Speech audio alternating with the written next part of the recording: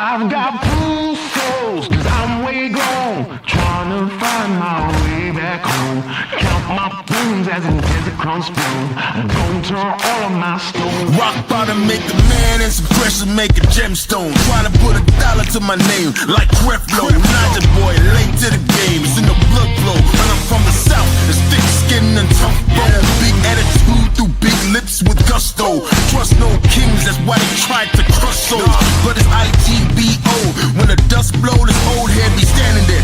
No silver, just gold. Crack no books on the hustle, I was born to grind. Yo, I'm scared of your potential, I'm adorned with mine. 30 times around the sun, man, of course I shine. My legacy will not dwarf with time. And in my daughter's eyes, it's basic, I must not say quit. Every day sees a present like a Rob St. Nick. Walk a fine line between tenacious and patient. I can't slip, I'm fighting clocks and they can't win. I've got bruised souls, cause I'm way gone, trying to find my way back home. Count my bones as in desert crumbs flow. I'm gonna turn all of my stones. I've got bruised souls, cause I'm way gone, trying to find my way back home. Who that soldier in the mirror? Oh, oh. I'm gonna turn all of my stones. Impeccably I flow, hardest raps you know, breaking status quo, reaping what I sow, artistry like Van Gogh. Get it from my mama, hip so thick that I need tempo. Personality, spicy body banging like a bongo. Cause black women been it since Timbuktu, since Pharaoh. Sponge rollers and hot combs, lips, cheeks and brow bones. If you ain't for the culture, then please stay out of my zone. These little dummy rappers could never grace my headphones. See, I'm from a place in space where ain't no storytelling, you just had to have been there. If you want the battle, ain't no problem, say where. I got so much experience, I can't even play fair. But I'ma keep evolving and growing and hurting feelings and showing you need endurance to go in. I got mileage on this pen, I've been busy cause I've been out here schooling all these kids. Took 3 decades to have this glow up that I did. I've got bruised souls, cause I'm way gone, trying to find my way back home. Count my bones as in desert crumbs flow. I'm gonna turn all of my stones. I've got bruised souls, cause I'm way gone, trying to find my way back home. Who that soldier in the mirror? Oh, oh. I'm gonna turn all of my stones. Turn all of my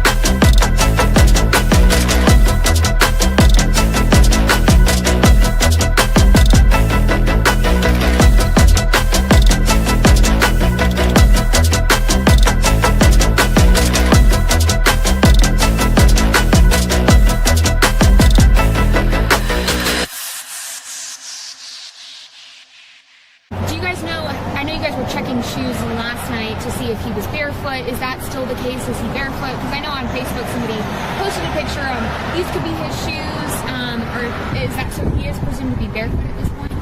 What I can say is that his mom says all of his shoes are accounted for at the house. I'm not going to say that he's barefoot. All right. Allegedly! Hello everyone and welcome back to my channel. This is Lady Freedom here coming at you with another raw narrative. Here's a brief disclaimer for tonight's show. Let's watch. That's ignorant!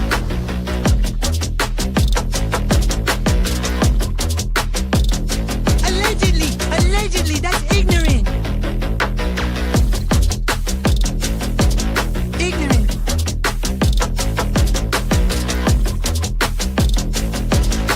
Judgment, Aslı. Oi, you read my thoughts.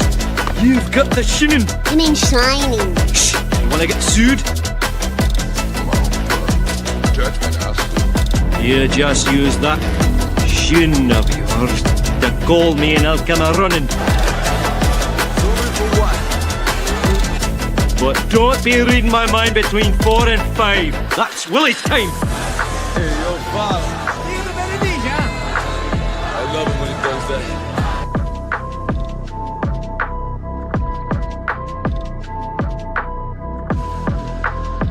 Let's watch.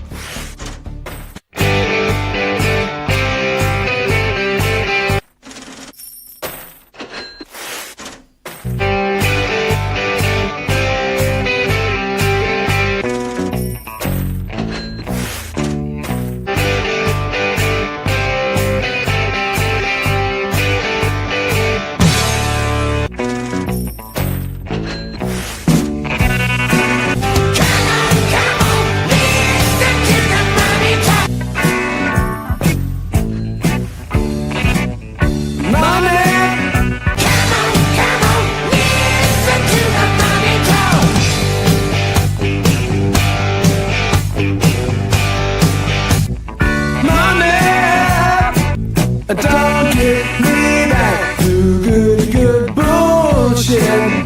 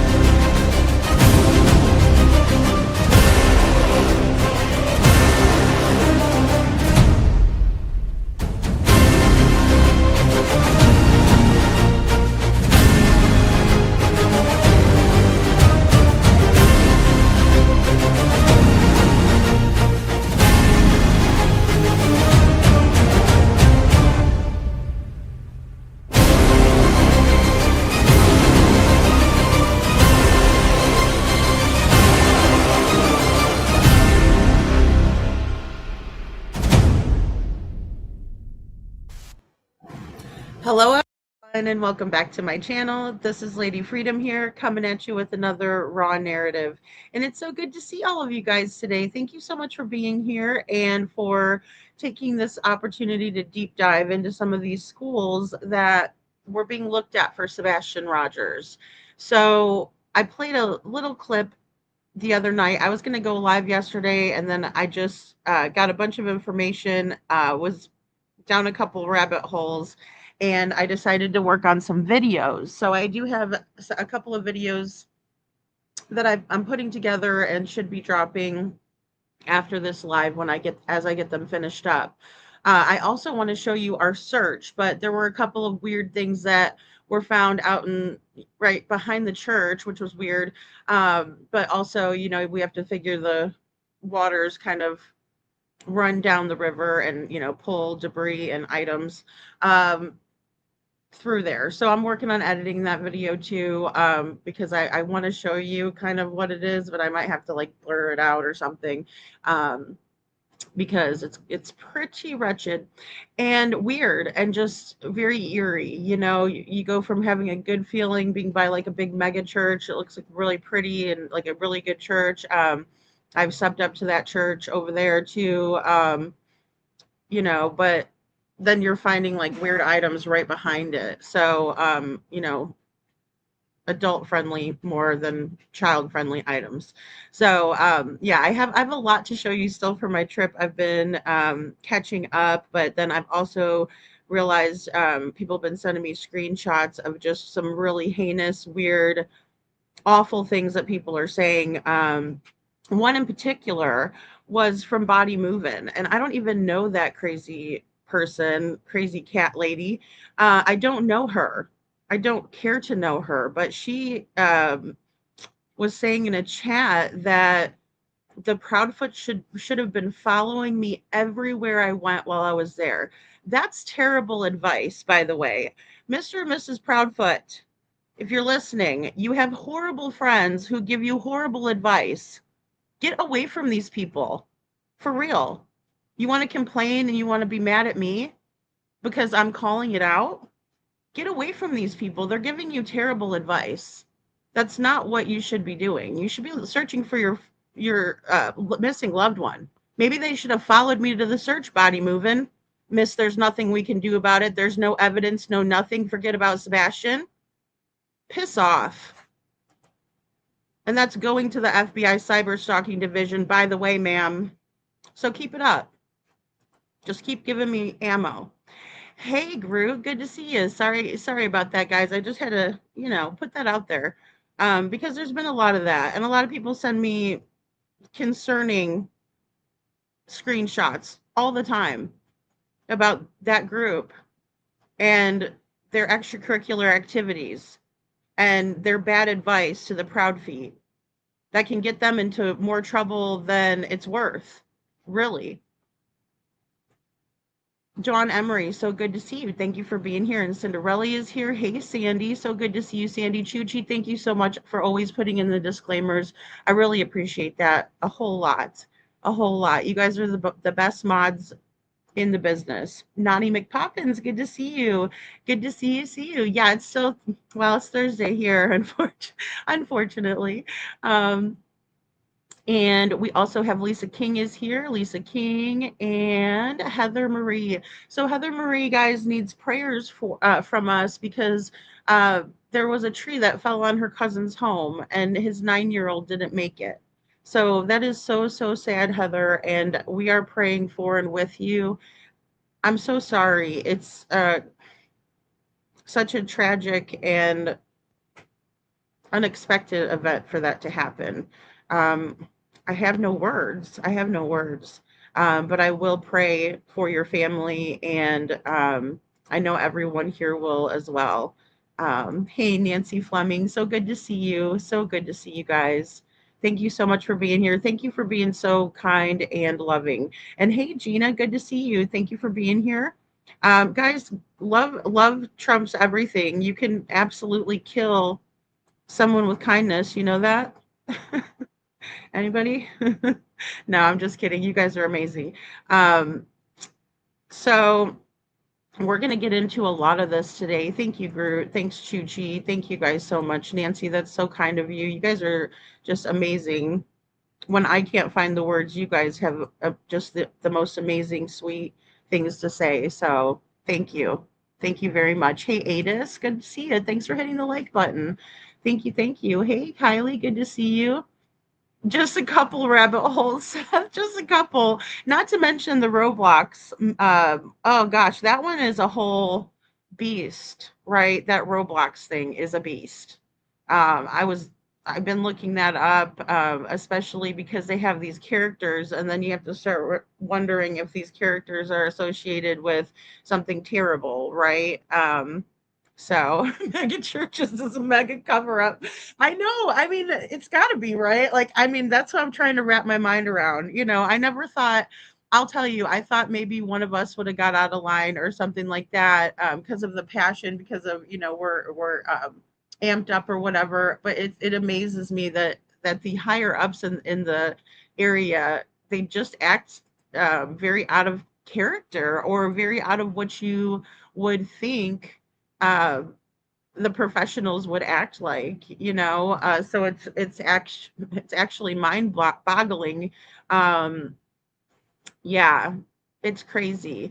I do have a really awesome video that I want to put together as well. Now, this is a side project that I just got this morning, but somebody had sent me over a clip for Dee Warner's brother, um, and her husband. Well, he killed her, and he was just convicted, and he's awaiting sentencing. But what was awesome was that he was talking about how the public pressure, the Facebook groups, had really made a huge difference in helping move that case forward. Like, they never thought they would have justice for Dee, and now they are getting justice in some form. Now, he disagreed with the charges. He thought that they should have been more, but that's okay, because that's typical, that's normal, right? Well, that's what we're expecting to see. We want people to be held accountable to the best that they can, especially when it's our loved one, our sister, our family member, but any human being. And that's where all of us come in, when we're advocating and we're going to these events, and we're holding ourselves in a high regard, and respecting ourselves, respecting boundaries. When we're putting pressure on, and we're doing it in a way that people are listening, because they're seeing us acting like normal human beings, but we're also telling them that we are upset, we're fed up, we're done with waiting for justice. Justice delayed is justice denied. Sebastian deserves justice. It's been 2 years. Wherever he is, if he is in one of these schools, it's still not something that was his choice. He was put there against his will. If Katie was talking to him at the table and explaining where he was about to go, he didn't look like he wanted to go. Did he jump out of the booth excited, or did he say, "Okay, mama, yeah, sure, I'd love to go"? No, he didn't. He looked defeated. He looked nervous. He looked worried, and maybe a little fearful, you know? So I don't think that was a good conversation, Katie. So that's why we're gonna look into some of these places. And a lot of these places do mega cover-ups. A lot of these places do mega cover-ups. Um, but the public pressure, because I'm always thinking, I'm always mindful, and I had a conversation yesterday with Chuchi, actually, about this, and we were talking about, um, are we good advocates on YouTube or social media platforms for true crime? Are we a good resource for these parents, or are these parents and family members going to start looking at us like we don't want to deal with them, right? Especially when we have predators in the midst, especially when we have people recommending pedophiles and um, predators, and saying, "Oh, here, they'll help you," right? "Here you go. This is my good friend Arctic Fox." And then it turns out he's grooming children online, preying on them. There's a major disconnect there. And we were just like, how can we be better? How can we be better at what we are doing here? And how can we be better advocates? And then I see what Dee Warner's brother put out, and I was like, wow. So some of us are making a difference. So what we have to do is continue on that path, stay the course. Don't let these weirdos and these people who are just lazy as fuck, in my opinion, sit there and say, "Oh, look at them. They're out there doing this." Yeah, it's better than what you're doing, sitting on your rump. better than what you're doing, right? Advocating with predators, because that's all in the same group, right? So we're just a different we're just different. We're totally different. So as I was thinking and talking about this subject, I also got a little bit more solidification that what we're doing here is right. So we're going to continue on with what we're doing over here. Let them do whatever they want over there, which is basically nothing and making things worse, in my opinion. Commander Turkey, good to see you. Alpha Turkey, Lady Freedom, independently of what your differing opinions on the matter might be, I appreciate you bringing attention to Sebastian. Yeah, thank you, Commander Alpha Turkey. And we don't all have to agree, because I'll tell you what, there might be something that I'm very passionate about, and I think, you know, I'd like to share up here and talk about how I think and feel. If you guys are in the audience and you're scared to tell me how you really think and feel, I mean, be respectful. But I mean, that just shuts down a whole conversation that could be had. You could have the answer, and I'm wrong. You know what I mean? I'm not above any of you guys. So my opinions are not above any of you. And I welcome it. I welcome differences of opinions. Hey, Lisa Hunt. And also, if somebody's being kind of, sarcastic or whatever, like when Petty was in here, I killed her with kindness, right? Some of the people that were being rude is a different thing, but maybe she was doing her best to be kind back to me, right? We're all human beings. We're all human beings, no matter what. And then, of course, in the Discord, she's plotting and scheming with the rest of them. But that's the thing, um, you can't just discount the fact that they're still gonna be who they are, right? So yeah, just beware. If you're gonna engage with them, like I did, I went ahead and got her screenshot talking about the decoy. I appreciated that. But I just knew that she was not here to become a part of the community. It was more so to tell me off in a nice way. But that's all right. And again, I think that there's nothing wrong with that as long as you're respectful.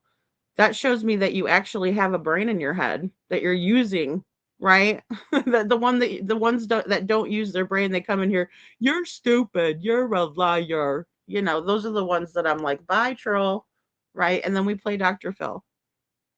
It says Sebastian isn't a lost pencil. He's a real human child. That's right, with real feelings, preferences, and personality, and is Seth's son. That's right, Groot. And I think that's the most important thing, because Chris and Katie weren't treating him like Seth's son, right? They were actually making decisions, in my opinion, without Seth. Big decisions. There were big problems in the home that Seth was not aware of, right? And I'm not saying that that would be something that most people would run and tell really quick, right? But I mean, when it's spilling over and there's 5 CPS reports, I think that that's the time to explain to Seth. If anybody should have done it, it should have been Katie.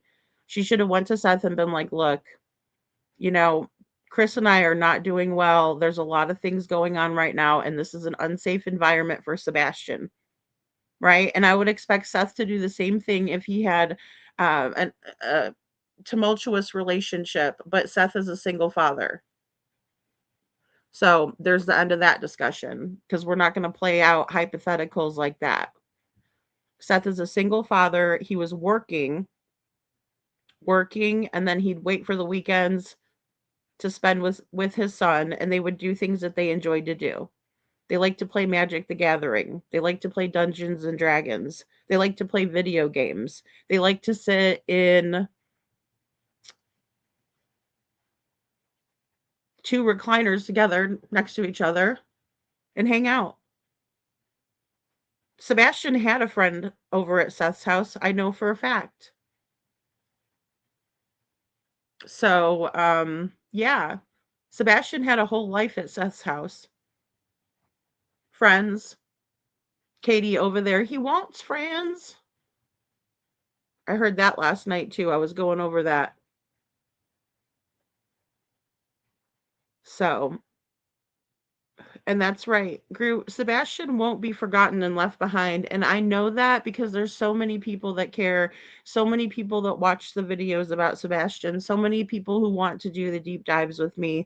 And so I know that is going to be true. And I think that if we continue to apply the pressure and report the things that are wrong, right? When we see something wrong, we're going to say something and do something about it. We're not just going to allow for it to happen because it can't continue on and on because it's not just going to happen to Seth. It's not just going to happen to Sebastian. It's not just going to happen to Sebastian as a child. It could happen to any kid. If they're willing to do this to Sebastian, think about what other kids they're willing to do this to. Tennessee has a really messed up view of how children should be treated, in my opinion. And then they wonder why we have screwed up adults, you know? Hey, Dawn. Aw, thank you, Dawn, for praying for Heather and her family. Yeah, absolutely. Aw, thank you. Thank you, Heather. Hey, Kylie Ray, 7 a.m. here, and I haven't been to bed yet. I was about to go to bed until I woke you up. Hey, it's better than putting you to sleep, right? Kylie, thanks for being here. And guys, also something really interesting that I heard in the clip was um that Dee Warner's brother was talking about how her case went from Michigan to around the United States to other countries to around the world, right? And everybody was fighting for Dee. It wasn't just the United States. It's people like Kylie Ray here, right? It's people like our little Miss Sharon, It's people like our Heather Marie in Indiana, all of the people around the United States and around the world that are here. And John Emery, I think you're across the pond as well. So, and praying like that worldwide prayer, guys, is so important. Hey, Michelle, we have to stand together. We have to love each other. I mean, it's better than hating on each other. We can do so much more and make such a greater impact. Nani, that's what I'm saying. I mean, we have different time zones, we got different days. I mean, it's so important for us all to be praying together, working towards a common goal. Hey, Sasha, and like I said, there's some things that I can't catch. I don't catch everything, guys. I can't. That's why I'm so grateful for people who will send me things and be like, "Hey, watch your back over here because this one's like crazy." Those are good to get too. I mean, obviously, I try to ignore a lot of it, but the serious things like that, telling the Proudfoots to stalk me is really creepy and really bad advice. Again, I can't stress that enough. Chris and Katie, get you some new friends, buddy. Because people are not steering you in the correct direction, and for you guys to just go, okay, I'll go do that, that's stupid. It's parental alienation, to say the least. Nani, that's it. That is like the clinical terms for what happened, what continues to happen. Look, I think that the Sumner County Sheriff's Office has practiced practiced parental alienation against Seth from the very beginning. Look at Ken Widener. I'm going to go down and talk to the parents. No, you're not. You're not talking to all of the parents. You're talking to two of them. You're going over to their house for tea and crumpets. Is Seth on his way over to talk with you guys over tea and crumpets? I don't think so. It is parental alienation, just to say the least, says Nani McPoppins. Seth was a present, active, understanding, nurturing, and loving dad who missed 2 precious years with his one and only son and child. Hashtag bring Sebastian home. Thank you, Nani. So well said. So well said. And when we think about it being Katie's only son, Seth's only son, I cannot imagine, and I can't understand Katie's position. Like, oh, well, I don't know, maybe he'll come back. Hopefully we'll bring him home. You know, it's like, no, we need to bring him home to his father. And I've said it too. I'm sure if Sebastian's been in a school somewhere, or even like Katie said, in the basement somewhere, he probably still wants to see his mom, I would imagine. I would just you know, playing devil's advocate, but I mean, from a kid's standpoint, from a loving kid like Sebastian, who now is 17, yeah, I'm gonna put my last dollar on the fact that he'd want to see both his parents. Mr. Chris, the odds aren't so good in that one, so I don't think I'll be betting in that one. Groot says if Sebastian is at least, if Sebastian is at one of these schools, why don't KP and CP just tell the police and Seth and save all the drama and pressure they are now going through because no one knows Sebastian's whereabouts? Well, and that's one big question for me. Groot, you hit the nail on the head, because I'm wondering why, one, no one would report this, right? I mean, there's got to be someone who's heard of this, but maybe not. That's the one thing where I got to maybe not. But then also with Chris and Katie not just coming clean about it, I don't know the reason, because they are absolutely putting themselves in a very rough position, right? Where they are being either followed, or if somebody sees them, they get the camera out and they start taping, video recording them, right? I mean, I wouldn't do that. I just wouldn't do it. I'm not saying that somebody that does that is wrong, because it's not illegal. But I just personally would not do that. I might try to approach and talk to Katie, right? I might say, hey, Katie, could we talk for a second? I might try to make a nail appointment. I'm just kidding. But really, I mean, that's what I would do. I wouldn't just try to videotape her. Now, again, maybe the person was videotaping her because she was parking in a handicap spot and she's not handicapped. In my opinion, Sebastian isn't handicapped either, but that's neither here nor there for this conversation. I think Sebastian had some challenges, and I think that they were going to be lifelong challenges, but I think he was also doing extremely well for what he was dealing with. Who you hang out with says a lot about you, right, Lisa? Yeah, absolutely. That's why it's like, birds, well, and I was just Seth beat me too, birds of a feather. Yeah, and if evil doesn't like you, then they will try and paint you as such. Exactly. Oh, absolutely. I mean, it's never ending. And it's amazing that they worry so much about like small channels. Like, they're way bigger than me. That body person has a documentary on Netflix, for crying out loud, and she's hanging out in the scuzz bucket streets of YouTube, right, where the lowest of the low hang out, in my opinion. The hell is that? You know? Um, Aw, thank you, Tay Tay. Aw, thank you. I love you too, and thank you so much. You guys are amazing. Like I said, I couldn't do this without you guys, especially people sending me information. Even in terms of like some of the research that you guys will send over, like, okay, this is here's this, and I'm like, oh my gosh, that's a whole video. It really is. It's a whole video that I can think of in my head and be like, wow, okay, this will really make an impact. I love you too, Denise. Good to see you. Thanks for being here. Michelle says, respectfully, I don't believe he's in a school. I would think it's hard to not let both bio parents know well-being of the person in their care. Life happens when uh, and would have a paper trail eventually. I mean, I think about that as well, Michelle, and thanks for sharing that opinion, because I do think about that as well.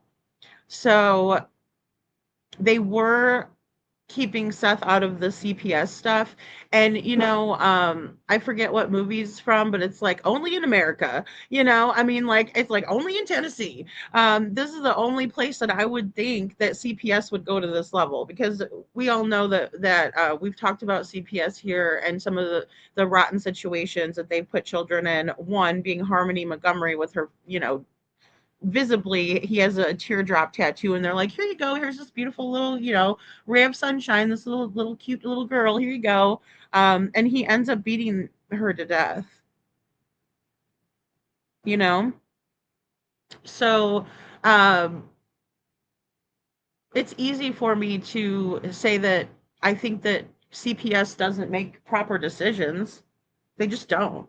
But because we see it time and time again, and it's not just one state, it's not isolated, it's across the United States. But I also see what you're saying when it comes to the fact that, especially maybe with these schools, because some of these you can't even find a website for. You have to call them to get information from them. And I'll show you guys that. Some of them have a YouTube page, and they've made a video for parents to view. I just think it's something that we haven't examined yet, and I do want to kind of deep dive it with you, just so we could either rule it out or rule it in, or even put it in the middle and say, well, we don't know, but let's keep this in the maybe pile, because these schools are so secretive. And see, that's my thing, Michelle, that then I go back and I get my tinfoil hat and I put it on. And I think to myself, but what if they did take him there? And what if they did just pay them off to keep him? But then again, there would be a paper trail. There would be money involved, right? There would be some sort of something. Unless it was like, hey, why don't you use him as just a work person and you can do whatever you want? We're like giving you him over. Like, that's another thing that scares me, because these people do not value children as little people. No, they're not trying to shape their a positive view for them, their view of the world in a positive direction. No, they're exploiting the children. It's like they don't care. And a lot of them are using the children for their own whatever, their sick fantasy of nasty, again, low scumbag shit that they do. So yeah, I mean, it just makes me wonder, while they were looking at these four, what other alternatives did they find? What other, in their research, did they maybe find a place that would take Sebastian, or a T-ring or something like that, who would take him? Or did they only plan for something? And this is not a thought that I like to entertain, but did they send Sebastian to a school, and then they realized that something bad happened to him before they could bring him back, because they didn't think it was going to get this big? Because that always sticks with me too. They never thought it was going to get this big, meaning they never thought we were going to care about Sebastian so much. They never thought that we would be looking for him and not give up. And so what if something bad happened while he was in one of these shitholes? It just makes me wonder. And so I think I wanted to look into them because of the conversation that I played the other day. And I thought to myself, we never did deep dive these schools. I mean, we talked about schools, but not these particular four. And I wanted to give you guys a good idea of what they're about, from what they say they're about. Right. And let's see if we can find some similarities, and let's see if we can, because there's a couple in here, and this in the four, right, that are saying, oh, we can give you certain discounts. Yeah. So what does that mean? That they're going to make your child be child labor or something? I mean, what the hell does that mean? Because are those kids getting treated as well as the ones that are paying for it? I doubt it. Okay. I doubt it. I bet you they're being mistreated. the ones that pay well. I had a mean old babysitter when we were young. I don't know if I've ever told you guys this, but my family was not lawyers. The other little girl, her family, her mom was a lawyer, and her mom would drop her off same time my mom would drop my brother and I off. And my brother was sitting out and I had no way to call my mom, so I had to sit out with him. She just left my brother in the carrier and left him on the porch, right? And I had to wait until my mom got off work to pick us up to tell her what she did to my brother. She never treated that other little girl like that. Oh no, she got warm milk, which is bleh, disgusting, by the way. And she was treated well. She was treated very well because I'm sure she got paid to treat her well. So I always think about that. I'll never forget that, actually. And I was really young. I was probably like 4 or 5. My brother's only a couple years younger than me. NorCal SoCal says if Sebastian was sent away until 18, what happens when he's of legal age? Is CP and KP going to kick him out when Faith is around? Do you think he's going to go off to college, go live with Seth? I don't think so. Or I don't think. Yeah. I mean, I am very reluctant with the sending Sebastian away until 18. That's another thing I have a really big problem with, because I think that's just something that Chris is saying to shut everybody up until Sebastian is 18. So we could at least get a little bit of relief, right? That's part of what I'm thinking is the method behind that madness, because yeah, it's just something that he started saying after a year too. Like it wasn't something he was saying in the beginning that would be like considered leakage, right? They never mentioned any of that. They never even mentioned anything like we were going to put him in a school, right? That came around later, that somebody had sent over an email to one of the hate channels. Chris or Katie, that was working with one of the haters, had sent this email. And that's when I think Tony felt compelled to come out and be like, here, okay, this is the deal, right? This is our side of the story. This is what happened from Seth's perspective. And so we were listening to that. He chose to go on Mr. and Mrs. E's Crime Pass, which I think is great because there's 3 people up there and everybody was giving their perspective. And everybody in the chat was very sad to hear this, right? And then also to know that Seth was doing research and finding that there was very bad abuse that was at these schools. Like the one in particular is right there in Gallatin, Bledsoe Youth Academy. And it's always academy. The hell is this academy? You know, these are the things that I want to examine today. I want to look at the similarities. I want to look for what they all use in order to, in my opinion, dupe the parents into paying big bucks to send them to the school. This military reprogramming BS, right? If you want to reprogram your child, then take the time with them. But how about, you know, teach them the right way to begin with? Lead by example. I don't think Sebastian needed it, you know, NorCal. I just don't. I don't think he needed it. I think he might have liked the structure. I think that's one thing that he probably would have enjoyed, would be like the same every day, or, you know, but then again, would it have been good for him? Thank you, John. Thank you. And prayers for Sebastian Wayne Drake Rogers. I'm praying with you always. Prayers for Seth, prayers for Sebastian to protect him. You know, and I know what Seth would say is like, pray for Sebastian, but I still pray for Seth too. That's the last thing I said to Seth. I said, I'm praying for you and I'm praying for protection for Sebastian. That's what I said to him. And he said, pray for Sebastian. I said, too bad, I'm praying for you too. But, you know,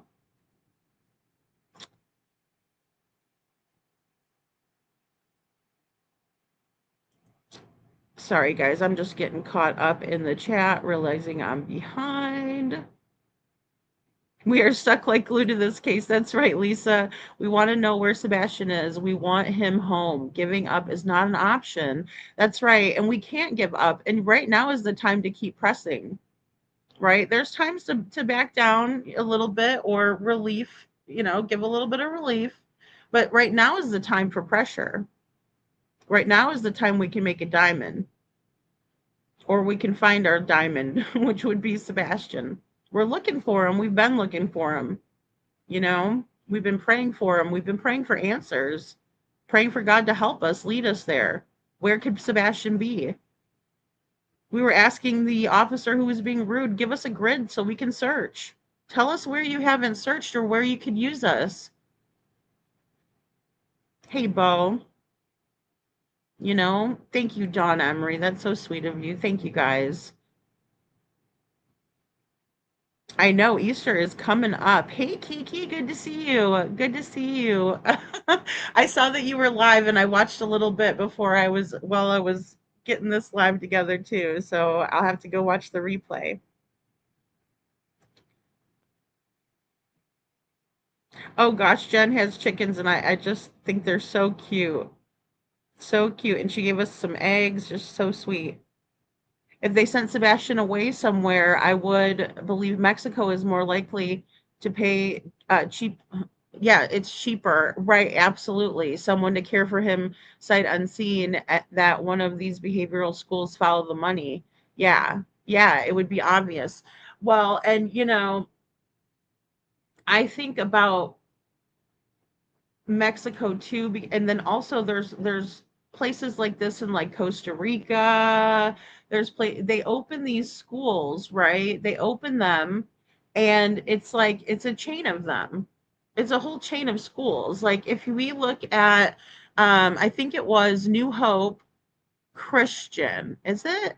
Let me see. Yeah, New Hope Christian Academy. Okay, there's one in Ohio as well, because when I went to go watch a testimonial from them, there was one in Ohio with the same name. So I'm sure they're affiliated, right? But that one has less information. You have to call that one. And it's this great big white building. It's weird. It's very weird. All of it. And it's a private school, right? So just there's a lot to talk about. And a lot of options out there too. Yeah, they do have connections to goons that will come and snatch a kid out of the bed in the middle of the night. And that's another thing that was getting me too, NorCal, is like, every time I kind of discount this theory, I kind of come up with something like that because of the documentaries that I've watched, because of the information that I've gathered, because of our previous conversations about just schools in general. And they do. And then also, like I said, I did watch Paris Hilton's account of what happened to her in the school she was sent to in Provo, Utah. And a lot of them are in Utah, guys. And a lot of that is right next to Mexico, right? It's in the West. So, aw, thank you, Dawn. See, I live in England, but I still pray for Sebastian Wayne Drake Rogers, and we're so grateful to have all of our people. Oh God, Kiki, I was like, ugh, I don't want any of that. I was glad about that part. I was glad we weren't equal there. But yeah, I mean, it just goes to show that they will take children, and the ones that are paying are going to get paid better. I mean, obviously my mom was paying for my brother and I, but still not like that other lady was paying. I'm sure she was throwing her a little bit of extra, if you know what I mean. Patty says they need to pull the cop in that said it's bad. It's really, really bad. He knows. How dare he know and not say anything, even anonymously? Patty, I'm right there with you. If that absolutely happened, then it's cause for concern, right? It's cause for concern. And if you're saying it's so bad, and you're crying and you're upset, I mean, why wouldn't you say something anonymously? Why wouldn't you do something, especially when you have pull yourself? What dirt has that guy did? Who has dirt on him? And that's the only thing I can think of why you wouldn't come forward. Thanks, Patty. That's a great point. Hey, Catherine. Good to see you. Aw, Dawn, well, we're praying for you. We're praying for healing for you. Aw, my goodness, Dawn. I absolutely hate cancer. I was talking with a friend about that as well. You're a warrior for fighting that and fighting every day. Thanks, Kiki. Groot says, an autistic adult myself, it really saddens me that reinstatement built up, or excuse me, resentment. Hello. The resentment built up, the reason being he's autistic, in my opinion. I'm proud to be autistic and take every opportunity open to me to show others why. Yeah, Groot, and I think that is so powerful because I think there's a huge misconception with people when we think about autism spectrum, right, disorder, because it's not just a one size fits all. It's not um that the person that people with autism or who are on the spectrum are a problem, right? Like they don't mean to be a problem. It is who they are, and you have to meet the person where they're at. And I think that's a thing that does build up resentment in some people, like in Chris's situation. For one, as deception detective always tells us, or he says a lot, that's a risk factor of having Mr. Proudfoot in the house as a step parent, and that would be any step parent, even any of us, right, who would be a step parent, would be a risk factor because of other people's wrongdoing, right? Statistically speaking. So when you have that element and a non-family member in the house, especially in a position of power, it does build resentment up because Chris didn't want to deal with Sebastian, in my opinion. He didn't want to meet him halfway. He didn't want to meet him where he is. He resented that. He resented Katie having to be um, focusing her attention on her child, and that's a big, big problem. And I also think that it's wonderful that people like you will go out there and educate other people on autism spectrum disorder, where you're at with it, right? Because there's many people out there that are on the spectrum where you're at. And there's many people that are on the spectrum, where other people are. And it's important. I know that they've changed it. That's why I'm very reluctant to or hesitant to kind of put the labels in on, because I'm not as familiar, but I know that they've done a little bit of changes when it comes to identifying the different levels of autism and where people fall on the spectrum. But I also think that if we look at people as an individual and we just say, this is, Gru, or this is Sebastian, or this is Lady Freedom, this is how she reacts, this is how he reacts, that we're all different. We're all going to react differently. We're all our own individual selves. So I think that's important to recognize as well.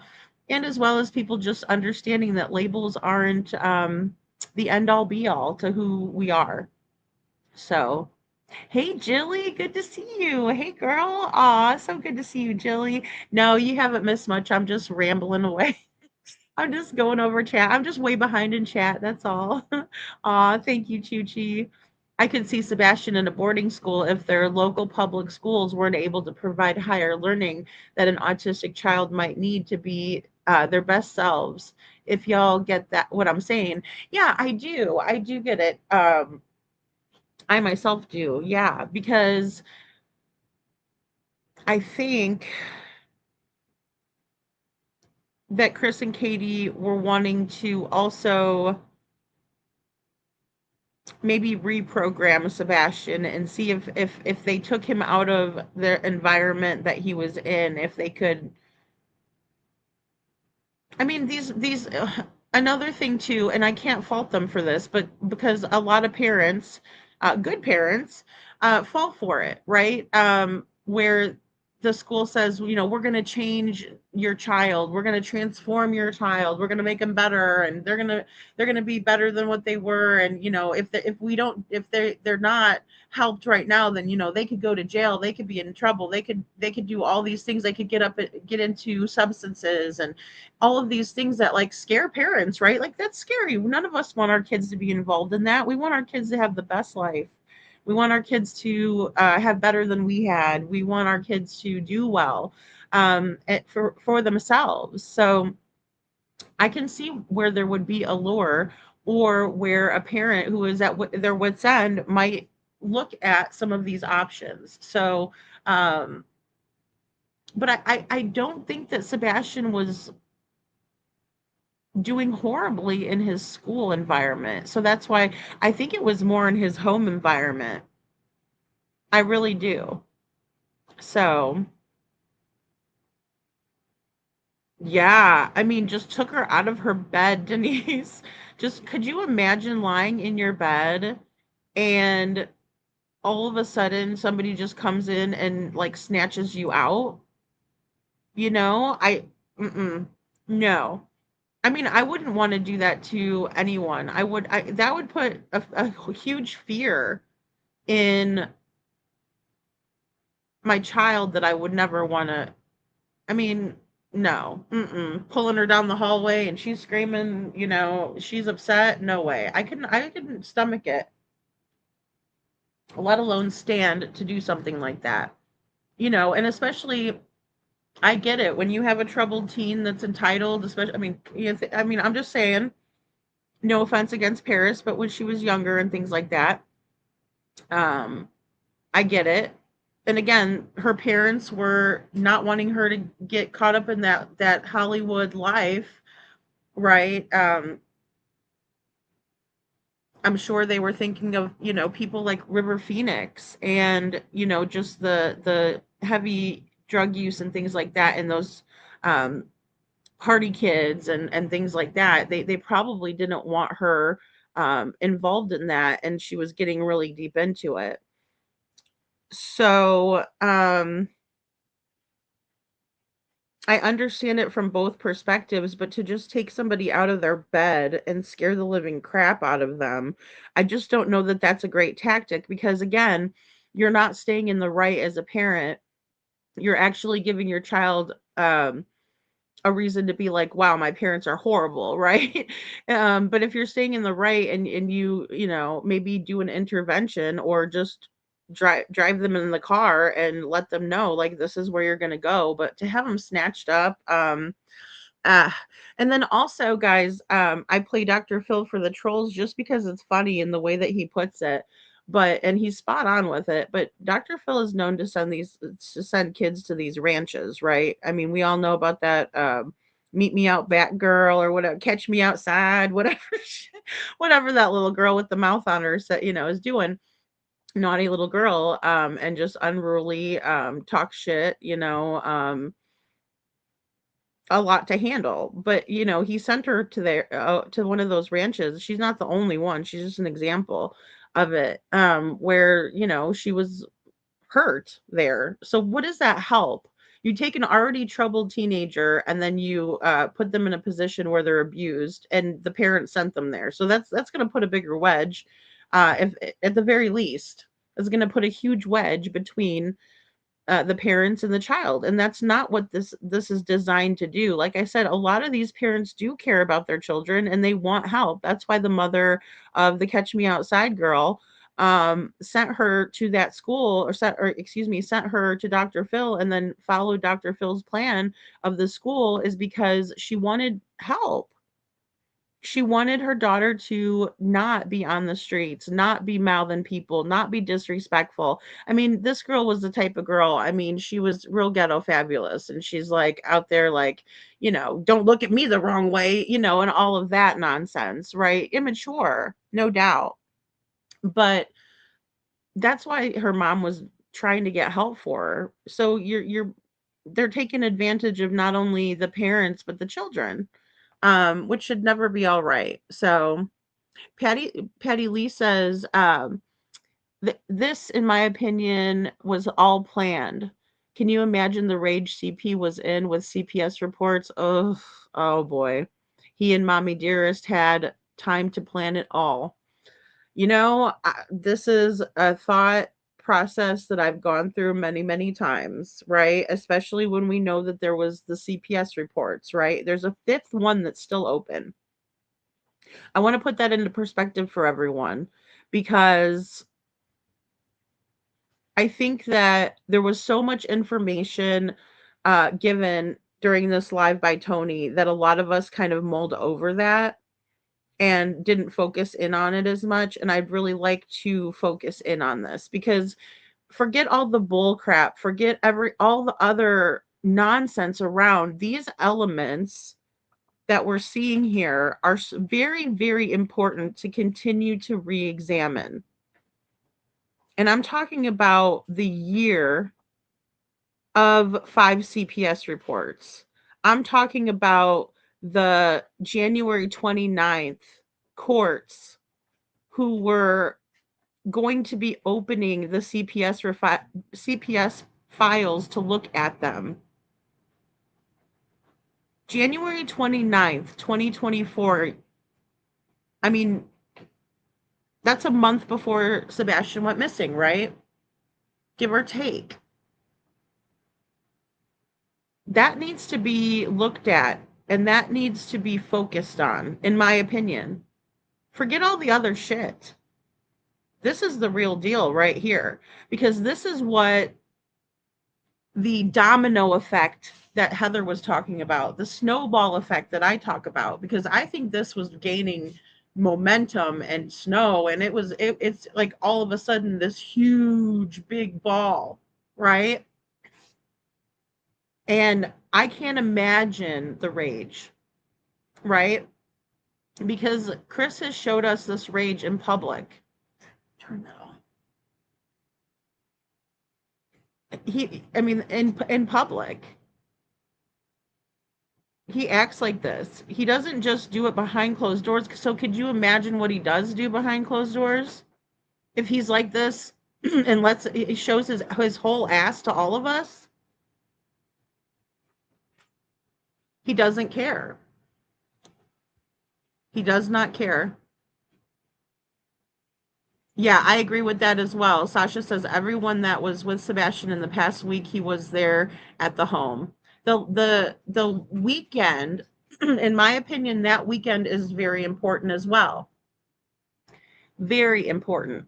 So Thursday he talks to Seth on the phone. Friday he goes to school till about 3 o'clock. He's let off the bus. He walks to his door. He punches in the code and he gets in. Nothing happens overnight, according to the neighbors. The next day, Katie and Sebastian, they go out to Costco. They come back. Katie stops before she enters the garage, lets Sebastian out. He skips over to the door to go into the front door, and he can't get in the house. He goes to punch in the code and it won't work. So he just skips back and goes in through the garage door, through the man door, right, Katie? The man door. So he goes in the man door. And then on Sunday, Katie just goes into the garage and doesn't let Sebastian out to do the code. As a matter of fact, it was garbage night. Right? It was his chore. He takes the can to the end of the driveway. So why didn't he get out of the car after they got home from the Texas Roadhouse so he could take the can to the end of the driveway? Nope. Katie goes straight away into the garage, which was not typical. And I also want to stress that the reason why Katie would let Sebastian out, or he would get out of the car, was because allegedly he had issues with the garage door opening. So he would get out and he would go to the front door instead. So why on that occasion, and how did he get over this fear or not even a fear of it. It was more of like nails on a chalkboard, or when somebody's eating and they take their fork and slide it across their teeth. That's my thing. Like it makes me cringe. I can't stand it. It's like, ugh, you know?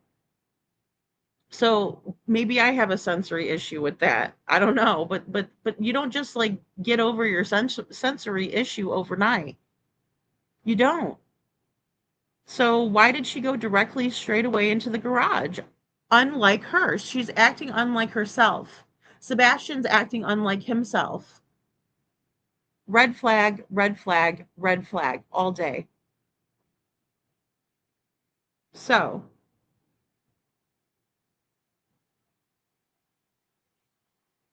then we have this business of the neighbors seeing a silhouette in the window. We have this business of Katie saying, oh, he took the trash out and then he came back in. He was playing. He said, good night, mama. Good night, puppies. There was a thud. Bubba, did you fall out of the bed? God. Just absolutely nutty. So we know all that shit is probably a big fat lie. Or maybe it's 52% true. I don't know. But we need to start trying to get to the bottom of some of this and have some intelligent conversations that are relying on logic and facts in order for us to figure out what could have happened to Sebastian, or where we should be searching for him. Because that's a whole nother issue in and of itself. Where is Sebastian and where can we look for him? What can we do? Are we supposed to send these places a missing flyer? Have you seen this boy? Because he's been missing for 2 years. Newsflash. What do we have to do? There's a $50,000 reward out there for information. If you're harboring this child, come on out. Right? Something needs to be done. And they could be paying under the table as well, Groot. That is not lost on me either. That is such a good point. Hey, Witchy Mama. Good to see you. Oh, Star Child, thank you for gifting a Lady Freedom's Raw Narratives membership. And if you got a membership from Star Child, say thank you, please. And also, welcome to the Dragon Tribe. Thank you, Star Child. That's really sweet. Unexpected. Thank you. No worries. No worries, Witchy Mama. You're good. We haven't even gotten started on the real meat and potatoes, so you're good. I'm just catching up in chat. Aw, thank you. Aw, you guys are awesome. Did Groot get it? Congratulations, Groot. All right. Welcome to the Dragon Tribe. Very cool. Aw, that's a great person to get it. Wonderful. Happy you got it. Hey, Mama. So Patty says, exactly, he doesn't care because he is being protected by his mommy. Oh boy. Patty, I don't know if you heard my panel, but our friend on the panel was talking about how she's witnessed Mama Socks praising Katie for a job well done, for lying and scheming and, you know, trying to get somebody in trouble for something they didn't do. Yeah. Doesn't care. Mommy's right there, right? But I bet you the cops all hate him. He has brought a lot of attention to Sumner County and their corruption. I think so too, and that's something that's really strong that I think about a lot, and that I would have liked to have asked Sheriff Craddock, even though I know he probably didn't want to talk to me. But I would like to say, why are you, what is in it for you? Because you must really not like the negative attention, but then also, like, why would you jeopardize your position that you've worked so hard for these two idiots, for these two scumbums, right? Because the general consensus, guys, is that most people don't like Chris and Katie. They think that they're horrible people, that they make horrible decisions, that they hang out with horrible people, right? Drug abusers, abusers. Now we could add to the list. Um, Predators, Chester cheetahs, right? And I mean, nobody really wants to be associated with him. They just don't. I can feel it. I can see it. I've witnessed it myself. Hey, Holly, good to see you. So, I mean, most people are not okay with the proud feet, and they don't want to be, associated. Sebastian was just as sick of his situation as CP was. Nothing good was going on in KP and CP's home. Star Child, I agree. I agree, and I think he was telling a lot of people. Well, we know that he told Grandma Robin. We watched the other night. I did add that to Mr. and Mrs. E's Crimecast when I was reviewing Tony, right, and what Tony was saying, and I added her uh, chat that she had said, in I believe it was Terry Lynn's. Yeah, she was very vocal about that because, of course, what do you do when your grandson is missing and you don't know what happened to him? You know, you start telling people things that you normally wouldn't tell them in order for them to understand the situation better. You know, it probably pained her greatly to have to admit some of this stuff or disclose it to people who are complete strangers, but it was in an attempt to try to find her grandson. I would have done the same thing. I would have tried to put it in perspective. I would have wanted people to have the facts over, filling the blanks in themselves because we're always going to do that. It's human nature. Oh, Holly S., thank you so much for your super sticker. Thank you. Aw, that's so sweet of you. Thanks, Holly. Patty says we will never find out until the case is taken away from Sumner County. This must be everyone's mission. I think that that is a good mission and a good idea to add to our whole campaign of putting on the pressure, right? I do, because here's the thing. They, after 2 years, have not closed that final CPS report and handed it over to Seth. That's what makes me think that CPS could have some involvement. That's where I go to myself, only in Tennessee. Only in Tennessee, right? Because why are they keeping that open? They don't have a witness. They don't have Sebastian. So why are they keeping it open? So Seth can't have it? What's wrong with them? What's wrong with them? And they never held anyone accountable until Seth asked for those records. Then somebody got fired. Then somebody got shit canned.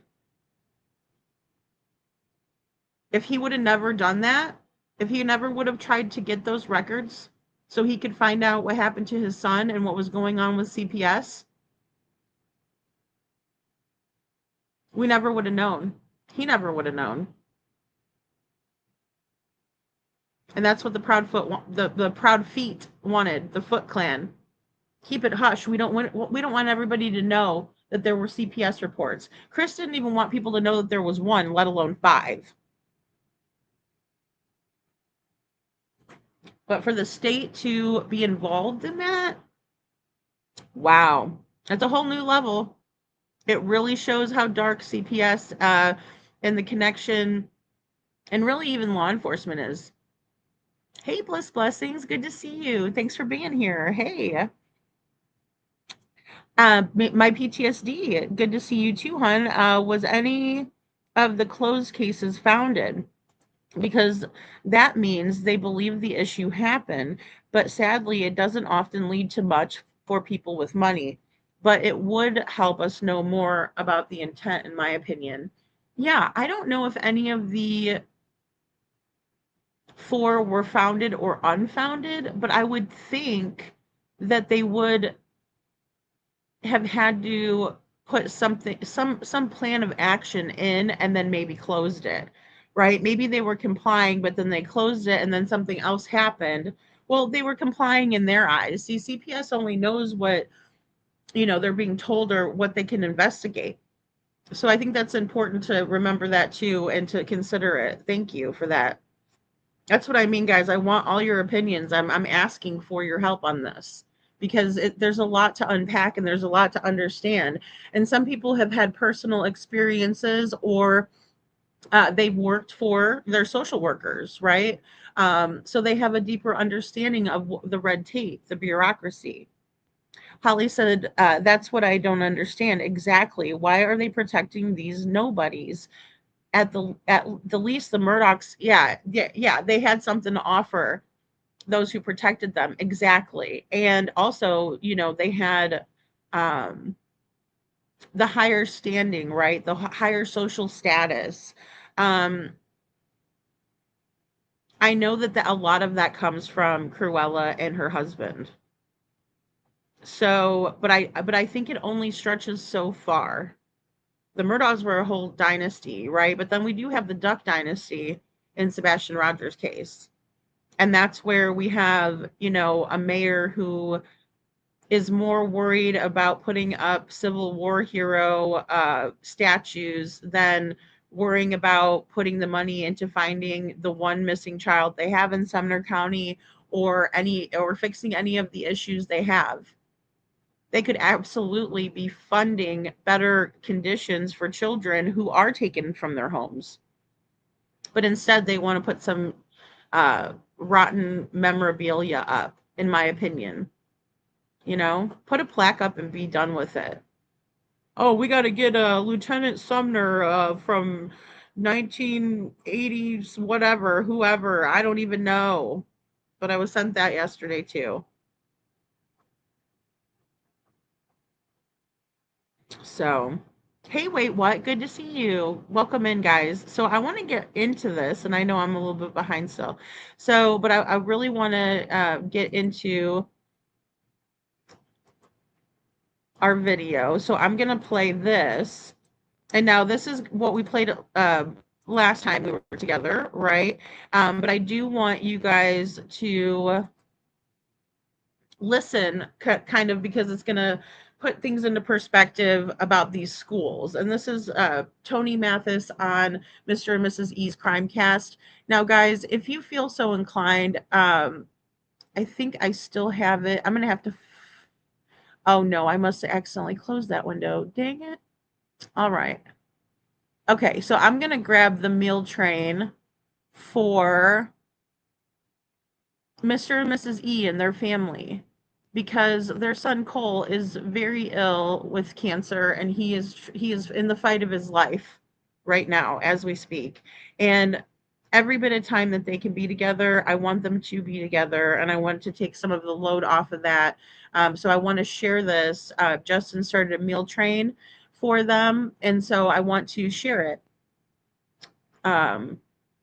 Because I think that it could help a lot by just taking one thing off of the list, right? And they could just be together, order in whatever favorite food, or I don't know if he's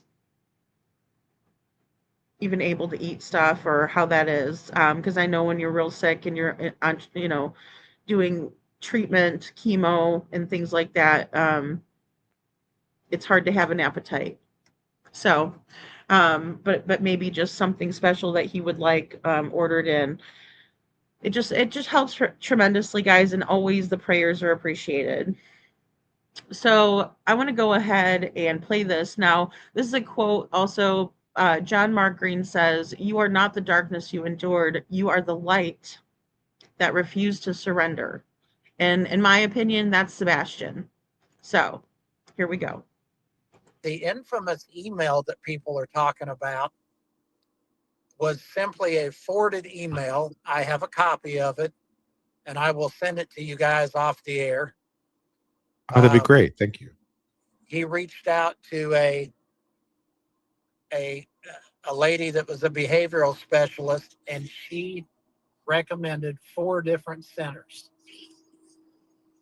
And the 4 centers were, one was in Missouri, one was in Utah, one was in Wyoming, and then the 4th one was...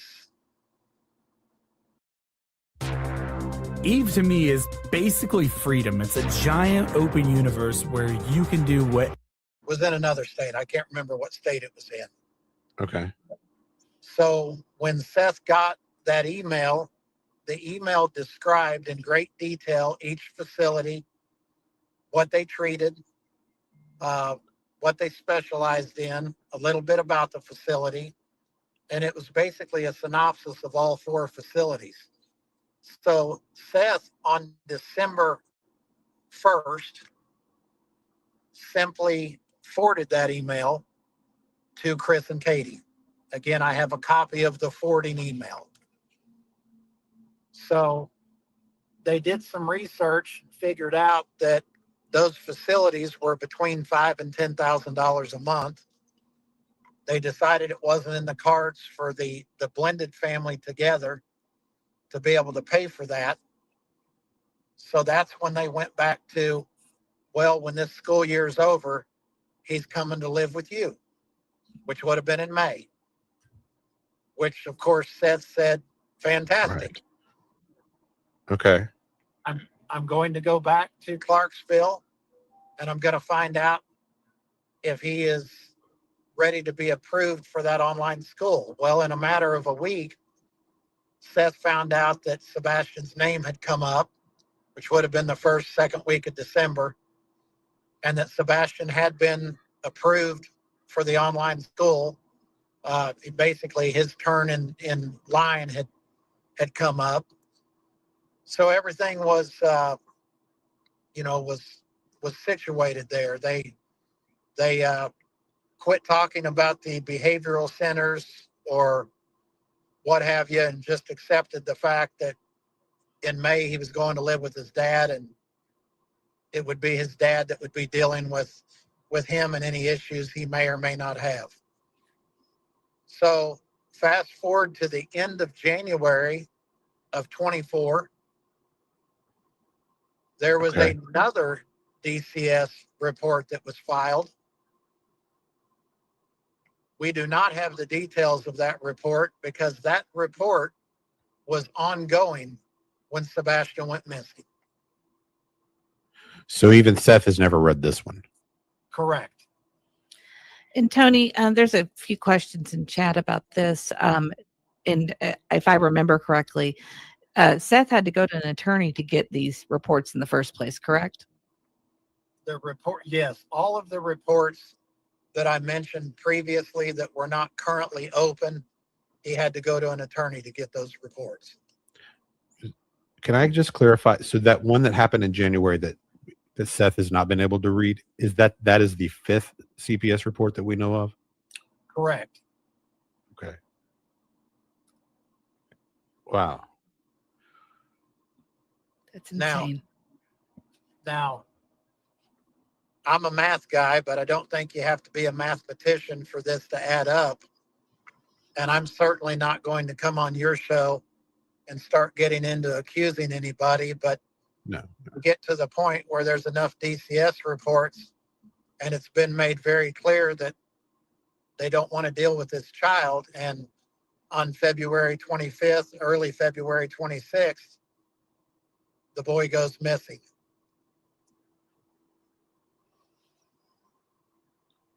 Wow.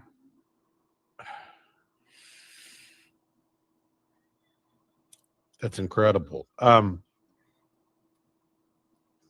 Why didn't one of the questions that popped in my mind just going through when you were giving this timeline? So if he was trying to get him registered for the online school in 2022, but wasn't able to get in because of a waiting list. Why didn't he take him at the beginning of the fall of 2023? Was there, do you know the reason? Hadn't been approved yet. They approve them all throughout the year. So there was even a 2-year backlog on trying to get into that online school. Tony said the first week of December he was approved for the online school, and that would have been in 2023. I see. It was about 14 months it took him to get approved.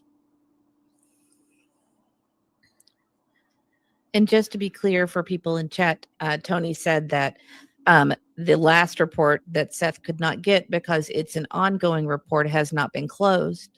That's correct. Okay. And that's why he cannot get it. Someone else in chat was asking about a meeting with all parents at the school on February 10th. Do you know anything about that? Or he might not be able to speak on it. Guys, just like I had to gather all the information for you guys on this, I would have to ask that question and gather that information. Right. Exactly.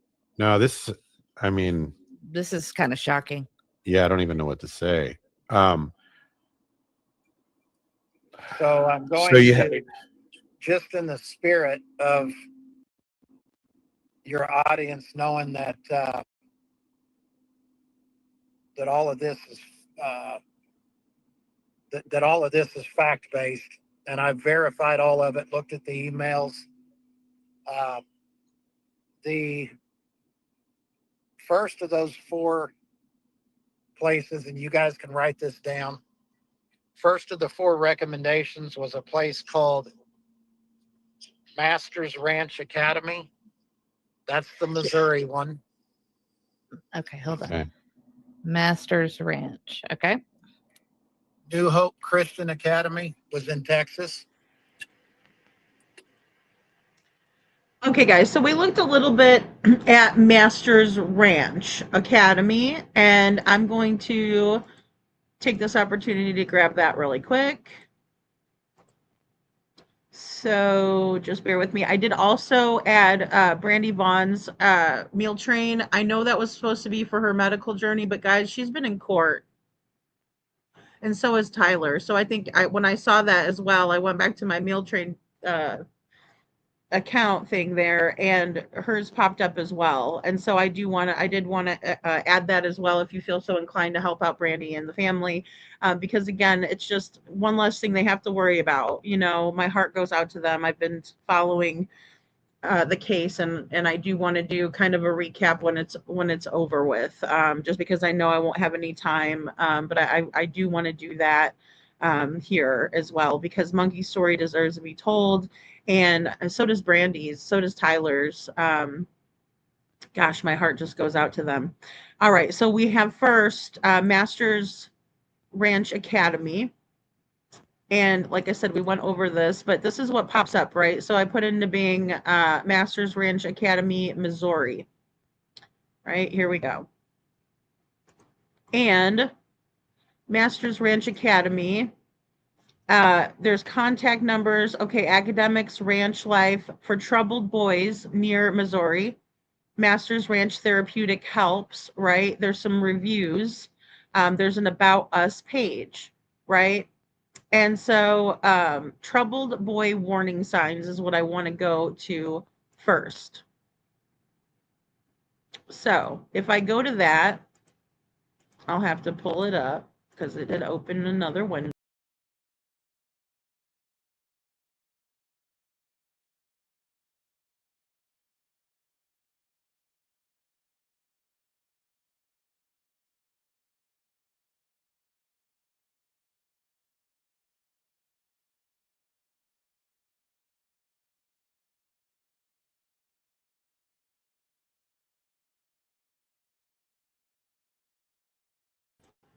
Sorry about that, guys. It kicked me out of the studio.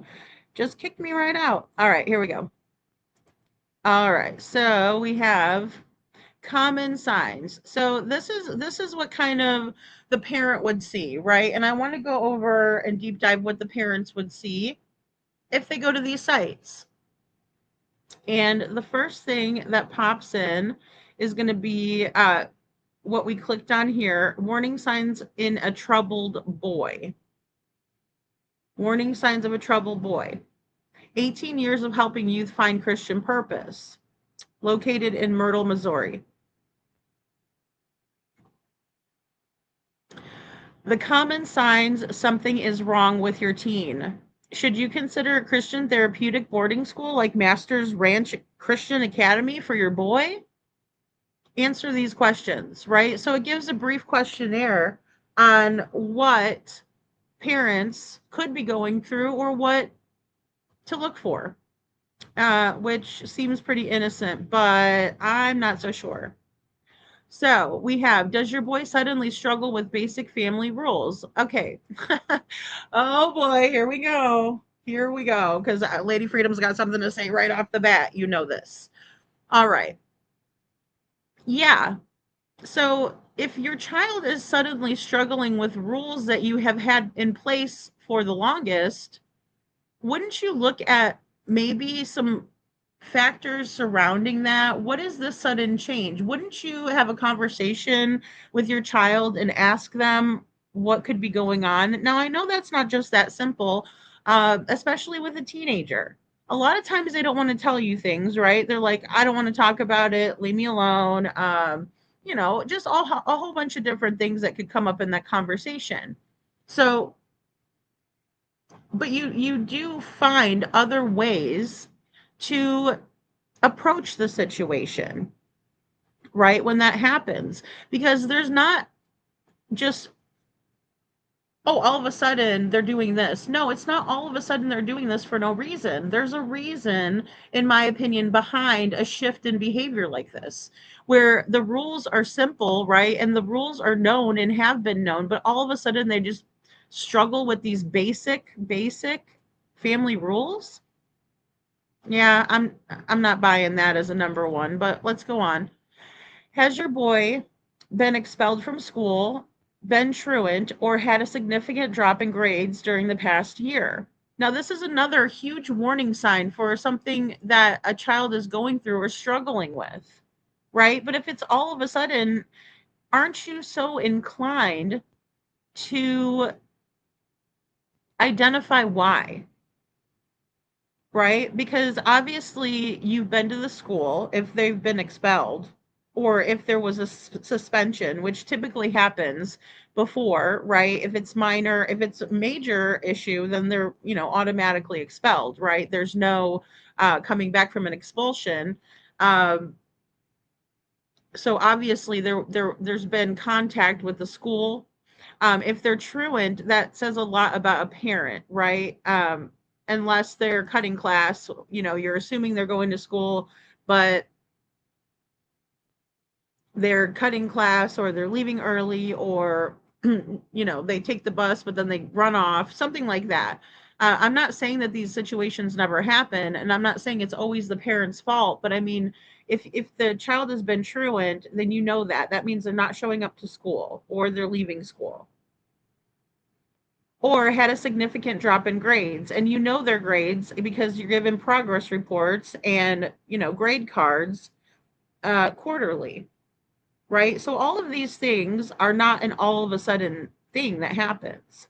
Has your boy become verbally abusive? Again, this is another thing. So you have a perfect little angel and you are saying that all of a sudden they're just becoming this way. No, there's something wrong. There's something wrong there. These children don't automatically just become this way. Oh, I had a perfect angel and now they're possessed by the devil. No, that's not going to happen, right? And then all of a sudden, oh, they need a Christian camp. No. Again, no, no, and no, in my opinion. And I am in no way shaming or faulting a parent for looking into these resources. Please know that as a disclaimer, because I understand that only a caring parent would try to look into some of these options if they are at their wits' end. So that tells me that they're looking for help. They're not just throwing their hands in the air and saying, oh, well, who cares? He's a bad kid. No, or she's a bad kid. In this situation, we're speaking about a boys' school, so you're probably going to often hear me talk about boys, right, versus girls who can also be unruly, mouthy, verbally abusive, expelled, truant, all of that. But there's always an underlying reason why. Is there someone at school that's hurting them and they don't want to tell because they're scared? Might be a reason. Is there one of their classmates do something to them? And now school is an unbearable place for them. You have to think about these things. These children don't just become this way. Again. So, does your boy associate with a bad peer group? This is always a huge part of all of it. If you go into, say, snooping in your child's phone, for an example, and you start realizing that there is a couple of conversations in there with a couple of different kids that shouldn't be had, right? When you're seeing that, you can identify which kids or which peers are a bad influence, or your child starts to mimic or try to impress that other child. I went through a similar situation with my daughter when she was young. My daughter's grown already, but I'm just saying this is a good example, because when I identified which peers were acting this way and my daughter wasn't acting this way with other peers, I could tell that those peers were not a good person for her to hang out with. Again, we talked about birds of a feather. We talked about the way that whoever you associate with, it could be guilty by association. So you do, as a parent, have a right to let your child know and understand that this is not someone that you are able to interact with unless they are going to interact in a positive or healthy way with your child. That's what we have to do. I mean, it's not because we're mean, it's not because we don't want them to have friends, but we also don't want them to have friends that they're going to do things with that they're not supposed to be doing. Right? And then it's also getting to know the parents, because the first thing I did was call the parents, identify the problem, and share it with the parent. That's what you do. That's what a parent does. You take the time. It takes time. It takes research. It takes effort. But would you rather do that than have to pay a bunch of money to these people and just hand your kid over to them? Has your boy lost interest in positive activities or sports? Holy cow, there's a whole list. Oh boy. All right. So all of these things are probably going to intertwine with one another. Has your boy had trouble with the law or authority at school? Do you choose your words carefully so you don't elicit a verbal attack or rage from your boy? Well, that's where you shouldn't be doing that. You're the parent. Remember, you're the parent.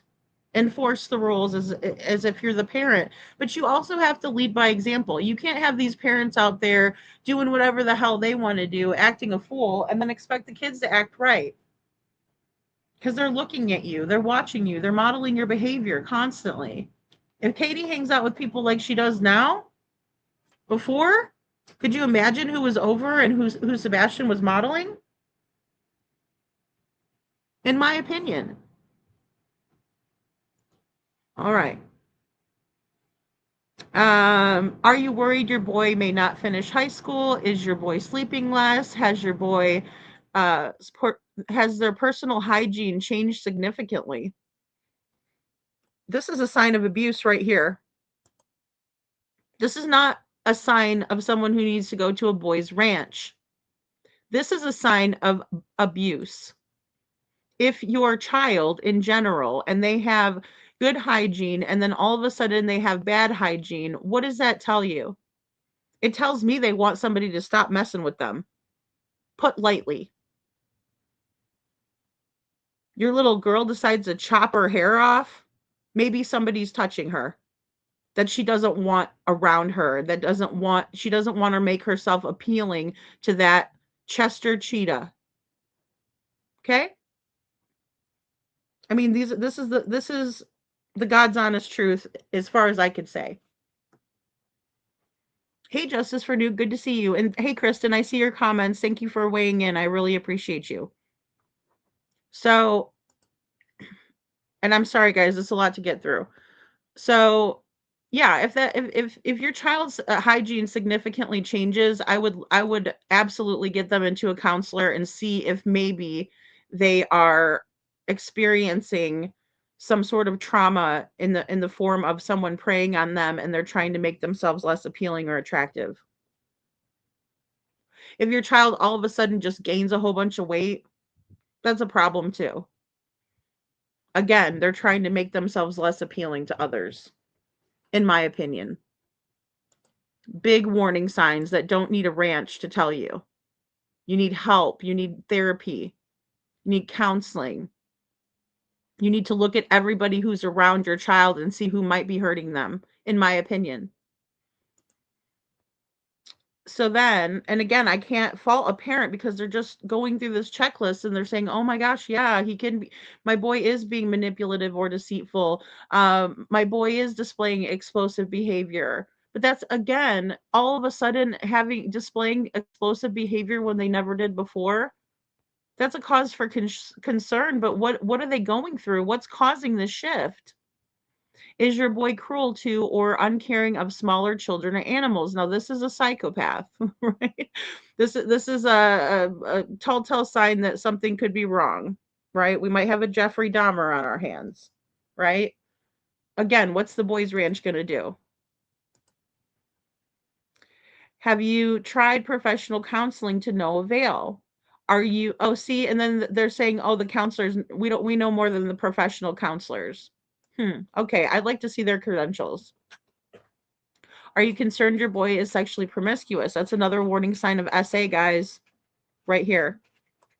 Is your boy dependent on corn? Right? With a P. Again, who showed him that? Who's teaching him that? Where did he find it? Because kids aren't just going to come up with that on their own. They don't know what that is. Reminds me of Arctic Fox sending the decoy, a 14-year-old boy, and many others, in my opinion, corn material. Sending it over to them to corrupt their young minds. They don't know what that is until someone shows them. Until someone shows them.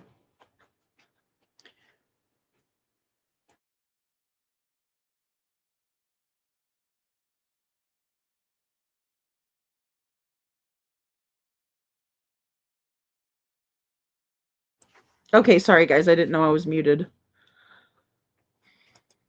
All right, so next thing, has your boy become increasingly self-destructive and involved in dangerous risk-taking? Does your boy refuse to work at odd jobs and earn money? Are you concerned for your boy's safety or he will run away? Are you concerned for your boy's siblings' safety? Is your boy's behavior adversely affecting your other children or robbing you of the time and energy to be able to attend to them as you wish to? Are you off so basically it's saying, is one of the kids in your family causing issues and you can't deal with the other kids in your family? I mean, that's probably typical if you have many kids in the family, right? Because you have to give them all equal time. They're all different. They're all individuals. Are you often intimidated by your boy? Do you feel you cannot trust him? Is your boy involved with life controlling issues? I don't even know what the hell that is. Are you exhausted at the end of your rope because of your boy's defiant choices and destructive behavior? Are you relatively sure this pattern will persist or get worse if you do nothing? Right? But obviously parents are going to do something in that position. Otherwise, they wouldn't be at this website. They wouldn't be looking for resources or answers. So, in my opinion, obviously, they're trying to get you to say yes, right? If you answered yes to more than half of these questions, your son might be heading down the bad path and needs help, right? So, what they're suggesting to get your son the help he needs, contact Masters Ranch today. Oh, please. Do you want to see your son thrive in a structured environment focused on developing Christian character and setting a new direction for his life? But guys, we can develop Christian character by exhibiting that to our children. We can all go to church together. We do not have to give up our children to these creepy organizations that we know nothing about, that just bolster helping the child, in my opinion. Masters Ranch Academy for Troubled Boys can help. Please call 417-938-4711 or send an email to admissions@mastersranch.org. Right? So, Masters Ranch Academy, it's a therapeutic ranch life boarding school and therapeutic program in southern Missouri, features experienced counselors, accredited and transferable academics. What makes their counselors any different though? Right? Because I guess one of the questions that you would have to answer yes to would be up here about, have you went to counseling and it hasn't worked? So what do they do differently? What kind of counselors? Professional. Have you tried professional counseling to no avail? But here they're saying that they have experienced. So they have experienced counselors rather than professional ones. Okay. Big red flags here, guys. Just point them out. Accredited and transferable academics with Christian, worldwide, and adventurous wilderness activities. Yikes. We're going to take your boys into the woods. It's a little creepy. Teen boys also benefit from vocational training and mentoring designed to better transition them into adulthood.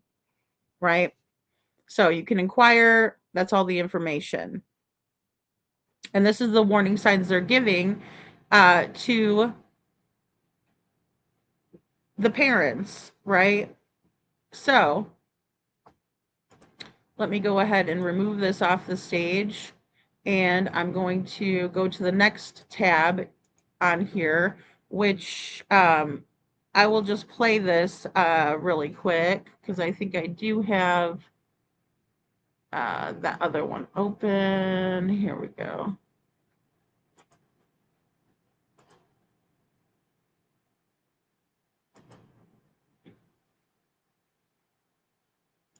All right, and this is going to be a testimonial, and I just want to play this for you guys. So let's see, testimonial, New Hope, blah, blah, blah.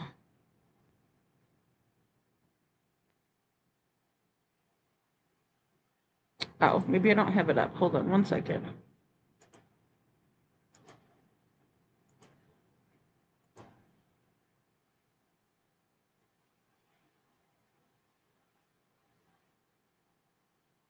Okay. Oh, it's going to be Bing too. Okay, sorry.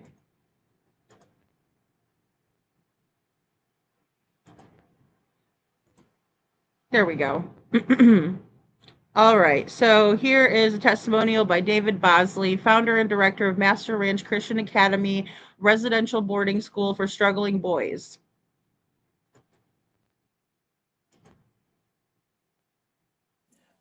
My name's David Bosley. I pastor the Masters Baptist Church, and I have a Masters Ranch and Christian Academy, which is a ranch for troubled teens, ages 12 to 17. Come to us from all over the world now. Troubled kids that have dropped out of school or get in trouble with drugs or alcohol, not so much the hardened criminal type, just parents really seeking help for their kids and not knowing where to find it. And the Masters Ranch has been a particularly successful ministry in the sense that most of our boys really do find the help that their parents are hoping for that they'll get. And I think the key to that is the message that we bring. Not only do we teach them about faith in Christ and how to become born again and saved and all of that, and all of the different things of manhood that we do in our camp, but in particular, the message that I learned many, many years ago from Dr. Charles Solomon, the rejection issues. We have found that implementing that is really a key to victory for a lot of our boys and our staff and our people that come to our church. Particularly, most of the kids that come to us have two main profiles. One is there's a missing father. He's either in jail or works too hard, or he, pays someone else to raise his kids, or somehow the father role is irrelevant. And we have a lot of adopted kids. We do international adoptions and a lot of United States adoptions. And these kids, instead of seeing the glass half full, wow, someone loves me, they seem to focus on, wow, why did my parents not love me or want me? And so they come with some really strong identity issues and they act out. I've learned a kid's going to get attention somehow, and he's going to clamor and say, I'm important, notice me. And usually the best way to do that is to get in trouble, do something wrong. And so when we are able to get them to come to know Lord Jesus Christ as their personal Savior and their Heavenly Father as someone who is vitally interested in them, and they are a person of worth and of value, sometimes that takes a while. And the way I have to start is to fill the role of a father for them. And so I become a surrogate dad for all these boys.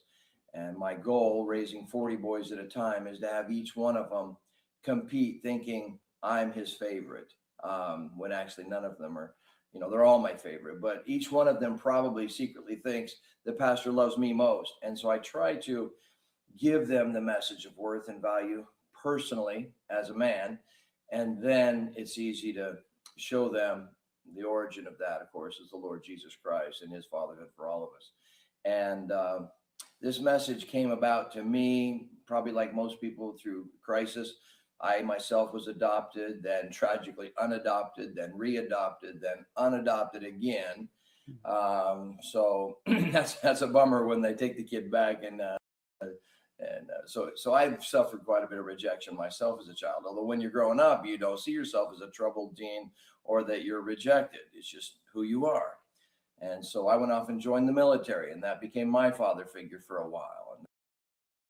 Okay, guys, so I just want to stop here. So he's talking a lot about adopted kids, or how kids in adoption feel like they're unloved, or maybe they're adopted out and then they're readopted and they're moved around a lot.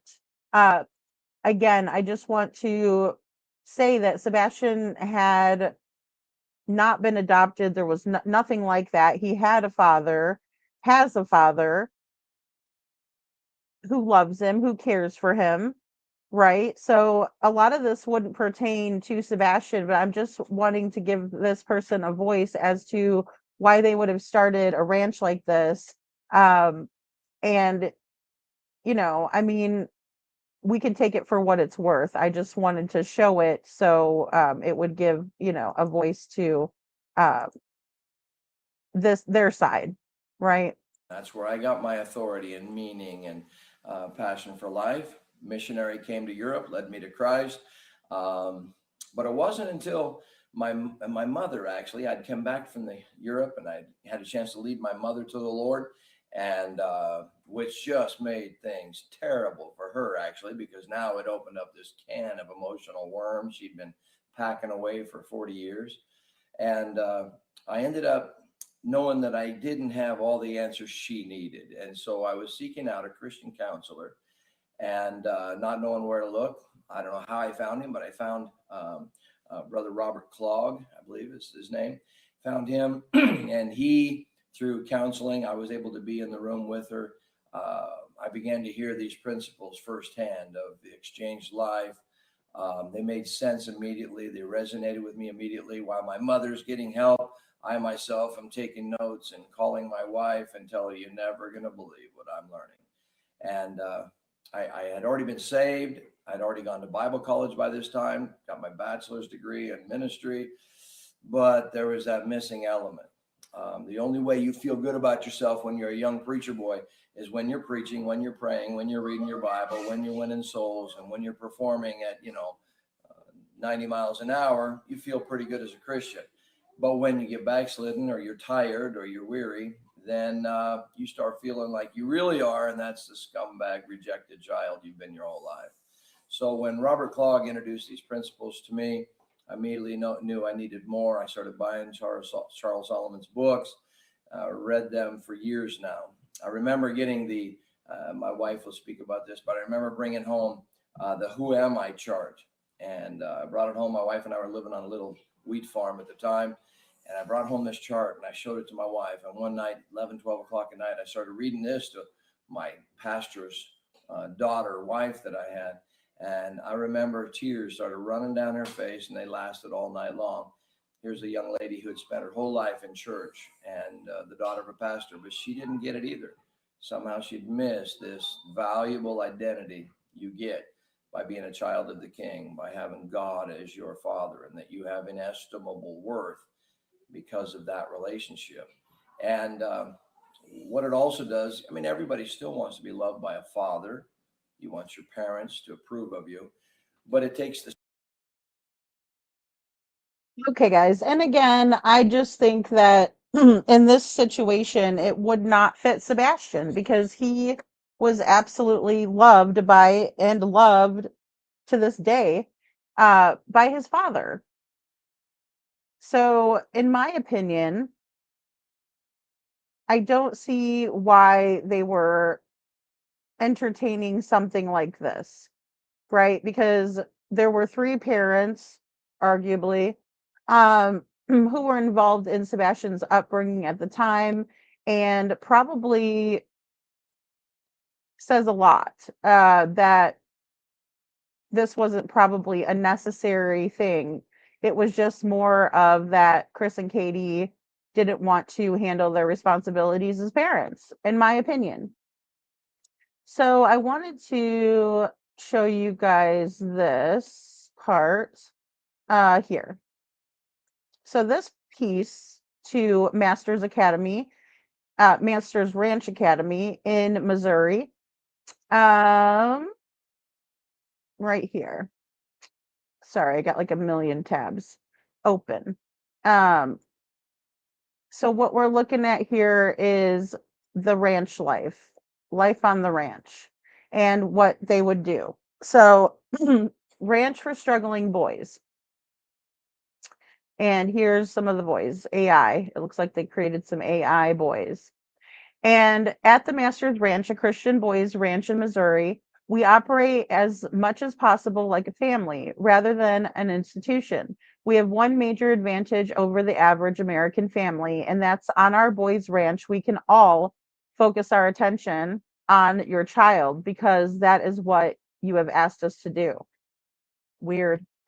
A normal family is stretched so thin today with extra jobs, activities, responsibilities, and other pressing family duties. Well, that's the responsibility that you take on when you have children, when you have multiple children, right? I mean, come on. This is kind of crazy to me. Um, and troubled teens require so much more time, energy, and effort.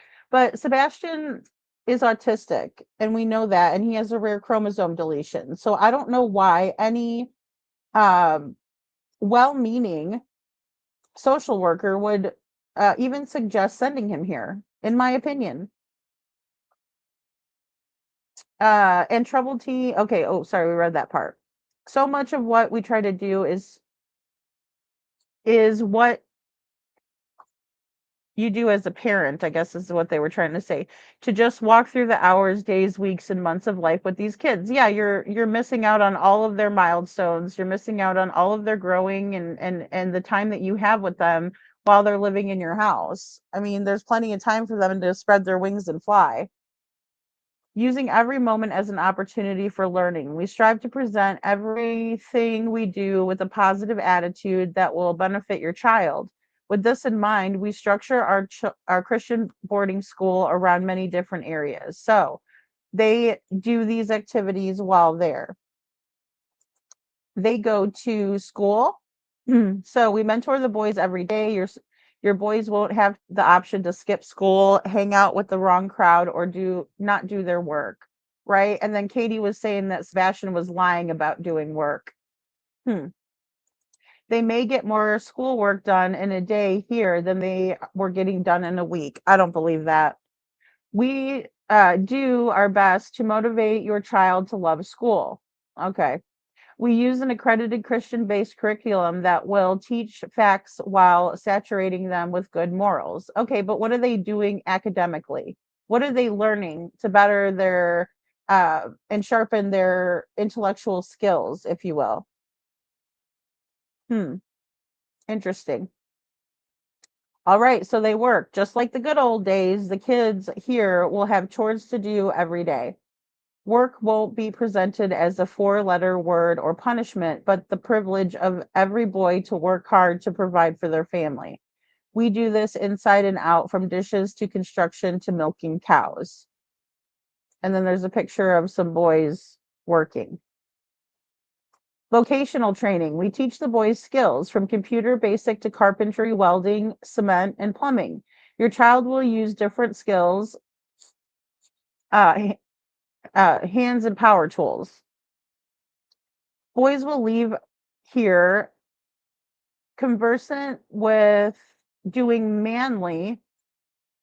Okay, this is where I'm probably sure Chris probably liked this part. Manly things around the home and shop. Well, boys already kind of like to do that. Many of them do anyway. If they don't, then why don't we give them the tools to harness their skills and focus their skills where they like to focus them, right? What if they're not good at any of that? And what if they don't enjoy it? So again, it's just weird. It's forcing them to do stuff. It's weird. Not trying to look at the person as an individual, but shaping them into what you want them to be is odd. We will build things with your things your child can take pride in, perhaps even earning money doing it. Really, what kind of money do they, so that you're sending out these children for child labor purposes? God, this is big red flags, guys. Big red flags. Huge, massive red flags. If your child is old enough, we can even get him or her ready for employment outside at Masters Ranch Academy. We aim to raise men, not boys. Okay, weird. And then they give spiritual perspective, right? And, I believe in God. They have recreation, good, clean fun is what we have been missing from the most at risk children's lives. They have been substituted sinful pleasures and risky behavior for fun. I don't know about that. I think many parents don't allow their kids to engage in that, but some do, I guess. Hi, my Sharona. No, I have not gotten your email, but I will look. Did you send it today? Because I was in there yesterday.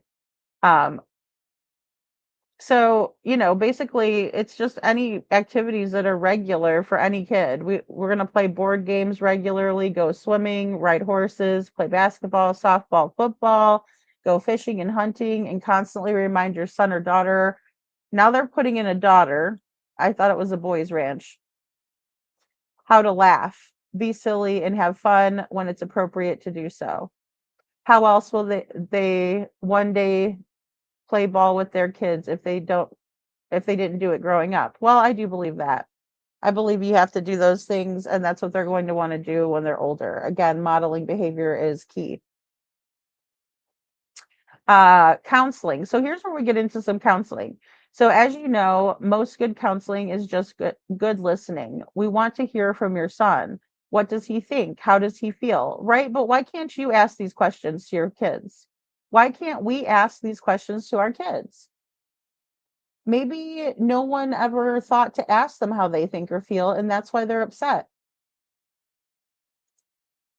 If necessary, we will try to correct erroneous thinking and feeling not grounded in fact. Okay, well, that's not your job. I don't know. It's so weird.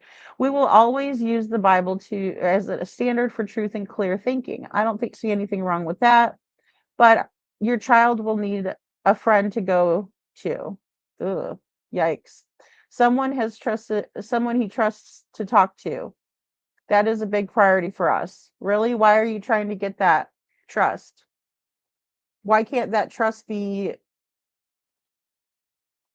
acquired, or why can't that trust be earned by a parent to their child? Because I want my child to come to me when they have a problem. I don't want my child to go to some weirdo, right? Looking like Arctic Fox, Chester Cheetahs of the world. I want them to come to me.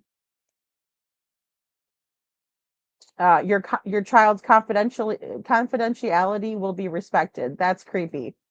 Because yeah, if I have my child in a program, I want to know the details. I want to know what's going on. I want to know what's being told to my child. Again, this idea of giving your child over to someone else and letting them raise them is not okay with me. I don't recommend it. We will also we'll also flow appropriate information to you. Sure. You just said that you're going to respect my child's confidentiality, but yet you're going to go over and yeah, this is so weird. We have experienced quality counseling staff working with your child. Show me the credentials. Show me what world-renowned or top counselors that I haven't tried are you going to provide my child? Just a question. That's what I would wonder, because this guy doesn't look like an accredited world-renowned counselor to me. He looks like he might be a creep. Working with animals. We have seen the value of connecting kids to animals. I agree with this. Children not only learn responsibilities as they care for something that needs them, but they also make emotional connections. We will do this through cows, pigs, chickens, and dogs. Okay. Let's see. Please understand that not all of these kids we see have a loving, supportive family and home. Well, there you go. Sometimes we find ourselves feeling quite sorry for our boys after we get to know their parents. However, we are assuming that they are the former, a loving and supportive family that wants your child back better in one piece. We will be your advocate. While your child is here, they will go through angry phases. He may lie and manipulate to gain our sympathy. Yeah, this is creepy and also not right. So I don't know. It's just like saying that a child is being oppositionally defiant when really they're not wanting to deal with, again, abuse or manipulation from the adults, in my opinion. They may tell us harsh things about you that are simply not true. Please realize we have seen this before and are not affected by it. We believe in your authority and the honor due to a mother and father. We will stand up for you and other authorities in your child's life. If you have made mistakes that your child resents you for, you will have ample opportunity to get those right in time. We will work hard to see your child is ready to make peace from both sides of the war, the things he has done wrong and the wrongs they perceive to have been done to them. Well, obviously there's issues, and this is what I'm talking about precisely here, is that if the child is going through something and say you allowed your let's just say you're a mother and you allowed your child to be beat with a belt by his stepdad who's a raging narcissist, then I would say that that might be part of his behavioral issues, but I don't think you need to kick your kid out. I think you need to kick your husband out. All right, and they go into what the tools are going to teach your children, right? So you have to fight harder to save your child's life than you are willing to fight to throw it away. I believe this. All right, so some good and bad things about Masters Ranch. And this is a work ranch style program for children who have issues or who have behavioral issues. And I just want to say, in my opinion, I believe that this can all be done in the comfort, safety, and control of your own home environment. I don't think that you need Masters Ranch to raise your children for you. I mean, if that's what you want, that's up to you. Okay, so now we're going to move on to New Hope Christian Academy in Texas. Okay. Oh, sorry, wrong one. New Hope. I was looking for New Hope. Although that is another one that we're going to just briefly go over. The ranch had the most information. So if I was to have to choose, like if somebody was like, you have to choose one of these four to send the kids to, I might choose the one in Missouri if I absolutely had to, because it has the most information. So,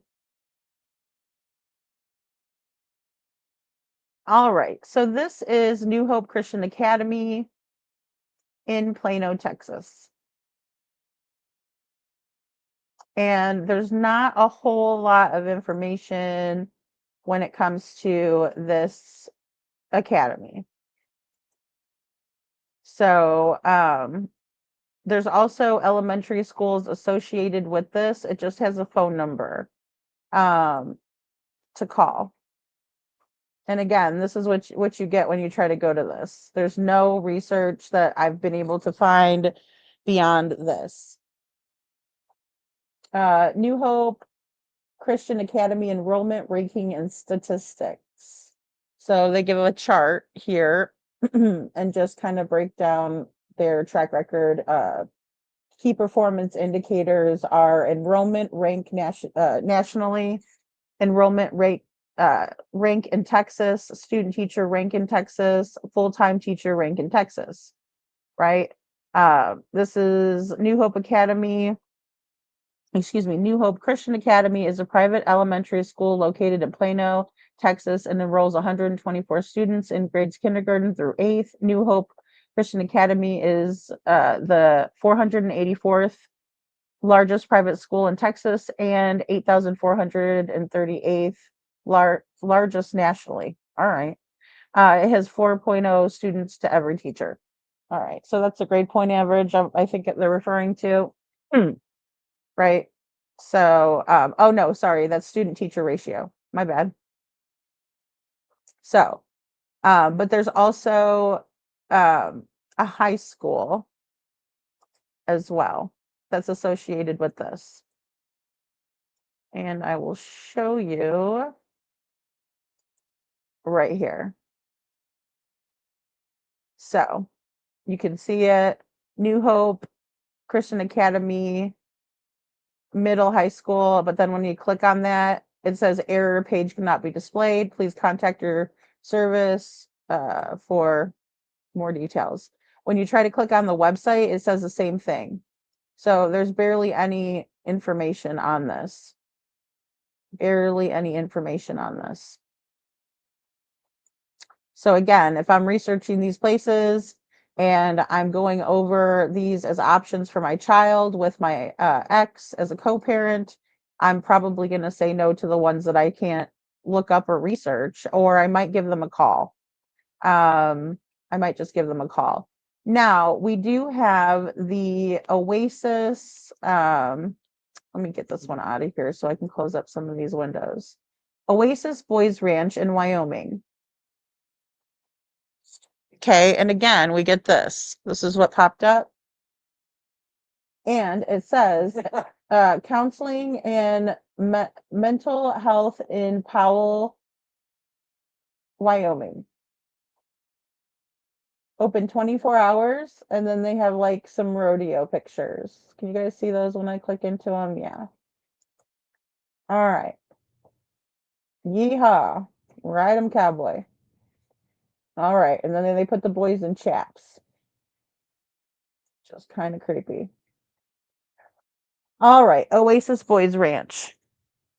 But again, not very much information. They're just riding in Wyoming, horseback riding, right? And basically using stock photos, right? Because this is from a rodeo in, this is a picture from a rodeo in eastern Montana fairgrounds. See that? See how there's no research? It's weird. It's really, really weird. Yeah, I mean, I just, to me, I might consider the one, but then again, with the statements and how they're trying to um, reprogram is just weird to me. So then we also have Stillwater. Okay, yeah, Stillwater has a whole ass website. So let's go to Stillwater. Remove. And we'll go to Stillwater.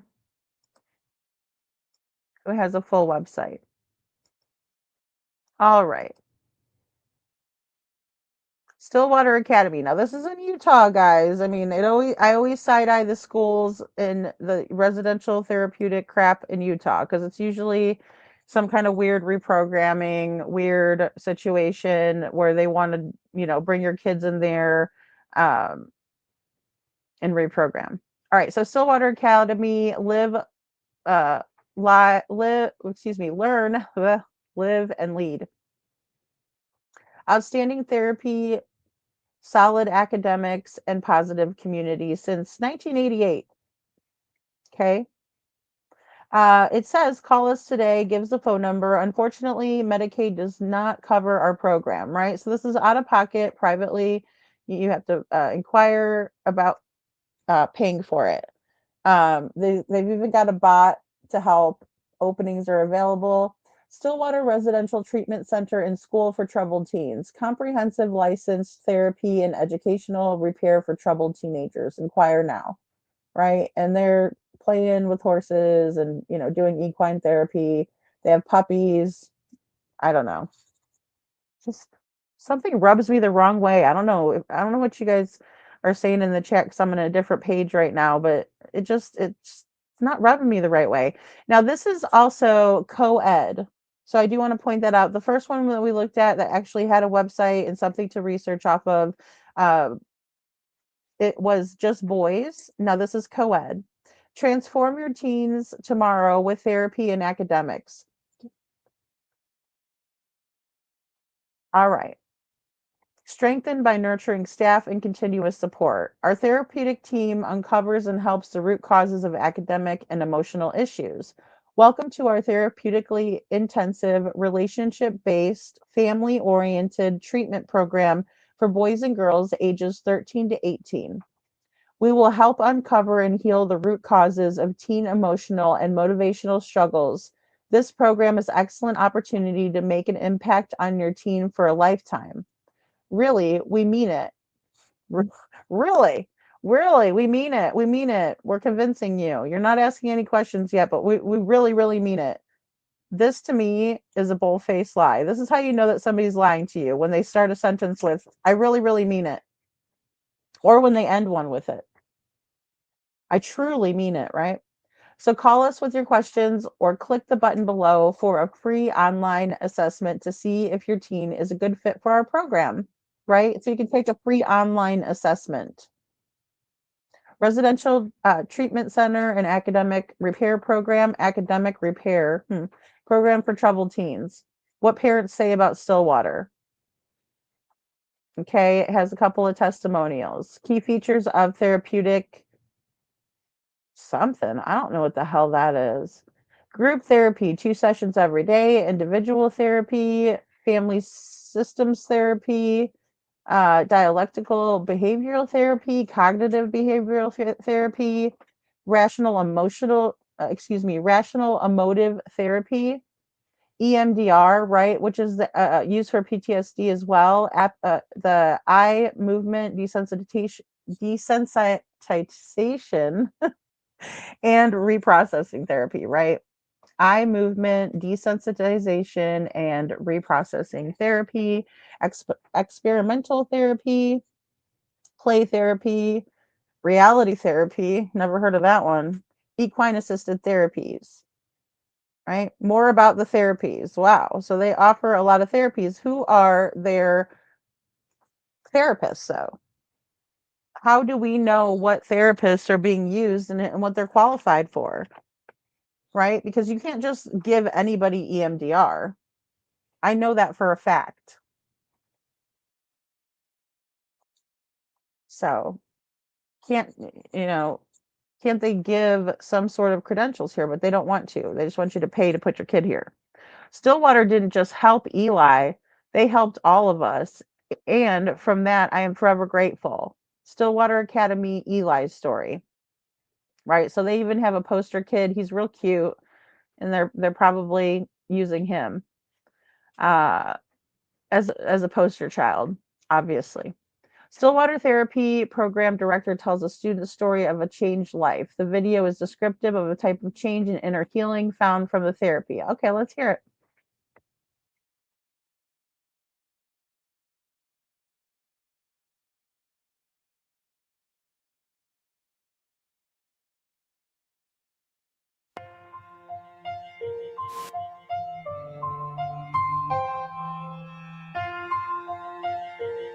Program Director Scott. Can you give a specific example of a student The one that immediately popped. Sorry, guys. I didn't get to read that fast enough.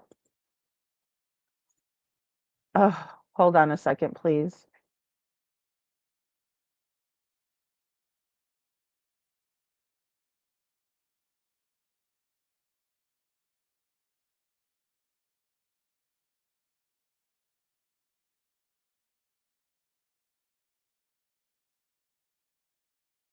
Okay, sorry about that, guys. All right, so Stillwater Academy, Live, Learn, Lead, an interview with Program Director Scott Jones. So this is Scott Jones. And they're asking him, can you give a specific example of a student that changed his or her life at Stillwater Academy? The one that immediately pops to mind is a young man who left about a month ago, graduated the program. And when he came into the program, he was very committed to not changing and was angry that he was here, angry at his parents for deciding that he needed to be here. And, decided not to be a problem, but made it clear he would not be changing anytime soon. And this young man went through a process over several months where he decided to, maybe at least consider that he could do better. And he had a really serious substance abuse issue to deal with. He had some pretty serious family issues to deal with. And as I saw him start to accept the people here cared about him for real. It wasn't a show. It wasn't because they got paid to do it, but he felt the warmth and the compassion always coming his way, and he couldn't not look at himself, you know. And also, as he started to realize that the other students meant what they said, and as he saw other kids being successful, he started to try it. And as he started to confront some of his behaviors, he really realized that he was hurting himself and a lot of people. And he committed to change, and then the hard work started, and he just got very honest and very real. And he asked me a couple months ago, he said, "Do you remember, Scott, when was it that I changed?" And I said, "I can't really remember, one moment. There were lots of little moments." And he said, "That's what I think too." And about a month ago, he was getting ready to leave. And one of the neat things about our program is, as students make progress, we really try to keep them in a natural environment. So as part of his transition, he was going to a nearby recreation center every day on his own to exercise and to lift weights. And he came back from that one morning and he said, "I have to tell you what just happened." And he had seen a young man at the recreation center that had Down syndrome playing basketball by himself. And he said, "I was about to just come back, and then I thought, he needs to know that people care about him." And so he went in and he started playing basketball with this young man. And he came back, and with tears in his eyes, he just said, "I would have never done that a year ago because all I could think about was myself." And I said, "That was a really cool experience. And I'm going to try and do that as I go home, look for ways to help people." And to me, that says it all. When what we try to do is get to the heart of what's underneath the behavior, but then get to the point where the students are making decisions for themselves. It's not because mom and dad want them to or staff wants them to, but they see the value in it themselves and they're making good choices on their own. That's when we know we've been successful. All right, guys. And, there's not a whole lot that I can say negative about that statement. I think that it just takes a little bit of extra effort and a little bit of extra care. And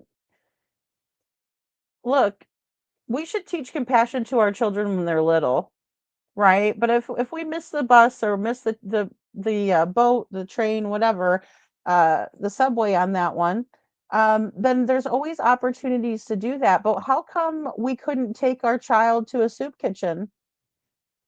How come we couldn't get our children involved in the community in ways that they can understand and learn those types of things? Understand how lucky they are to have food, to have a roof over their head, things like that. And it's not forcing them, it's making it a good experience, a positive learning experience. I don't know why we can't do that with our children. If you can carve out time to do these other activities, then you can carve out time to do these things with kids, right? Take them to volunteer. Show them that there are other people out there that have bigger problems than they do. I think that's huge, right? I think that's a big part of what we try to teach children anyway, right? So, again, this might be an option that parents are looking into that seems right because it does say comprehensive licensed therapy and education repair for troubled teenagers. But again, I think that just taking a little bit of extra time out could go a long way in doing these things and making sure that your children understand these things. You can tell your child to get up and make their own bed. You can tell your child that this is time to pack your own lunch, right? I mean, it's just building those life skills. So, I find that to be interesting that there were 2 out of the 4 programs that seemed to be helpful or at least there's some research that can be done on the subject. So again, I want to go into a deep dive over here as well, since they're allowing us to um, do that with their website.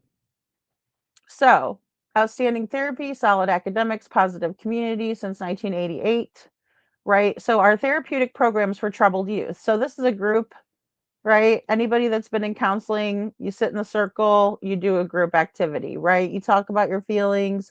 There's topics that are given, and then people also share their own experiences in a group setting. Group therapy is not for everyone.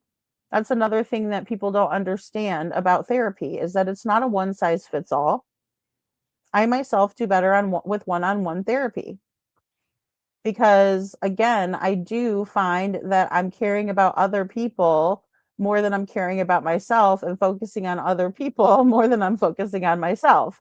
And so with a one-on-one environment, it's easier for me to focus just on myself and what I need to do to make a difference. But I do think that there is value in group therapy where if your child is not understanding that they are, it's a group therapy setting. Let me start over is something more of where you can understand that you're not alone. You're not the only one going through this. Your feelings are valid, right? Other people are feeling the same things as you are. And so they're going through similar things than you are, right? But I also think that it's beneficial to do some one-on-one as well. So they have a program overview. Our therapeutic program for troubled youth, Stillwater Academy, provides one of a kind treatment model that helps teens and families who have experienced profound family disruptions find healing and success.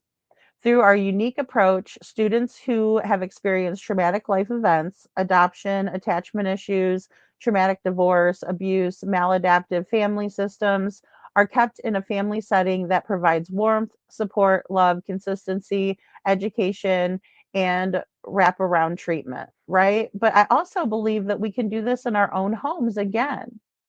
Provide a warm environment, an environment of warmth, be supportive, be empathetic to what your child is going through. Listen to them. Give them the love that they need. Give them consistency. Educate them. The staff at Stillwater works to help your teen learn to take responsibility for their feelings, thoughts, and choices and develop a positive self concept, enabling them to hope, dream, and work toward a happy, meaningful, and successful life. But those are the skills and tools that we need to be giving to our children as they're growing up. That's called nurturing. An evidence-based family system approach guides the work we do. The critical components of our program include individual attention, structure, therapy, education, fun recreational activities, strengthening family relationships, and aftercare. Okay, so this sounds like a better program in my opinion, right? And check out our therapeutic approach, right? So they are more therapy based, it seems like, right? They're will your teen fit in here? So we serve teens ages 13 to 18 who are struggling with um, let's see, executive functioning challenges, adoption issues, PTSD, defiance, failure in school, learning disabilities like ADHD and ADD, depression, or conflict in the home. But none of these programs focus on people who have a rare chromosome deletion or children who are on the autism spectrum. Why is the counselor who recommended these programs not focusing in on what Sebastian's needs are? This is where I will not never understand this. Hello, Ann Reynolds. Good to see you, hon. So yeah, um, why were they not focused on that? Why is he a troubled teen? So the address for Stillwater Academy and admissions email, which I will be emailing a flyer to these places because I think that they need to at least know that this child went missing, and prior to his disappearance, the parents were looking into these schools, right? Just in case, guys, just in case. So admissions at stillwateracademy.org, right? And this is in South Jordan, Utah.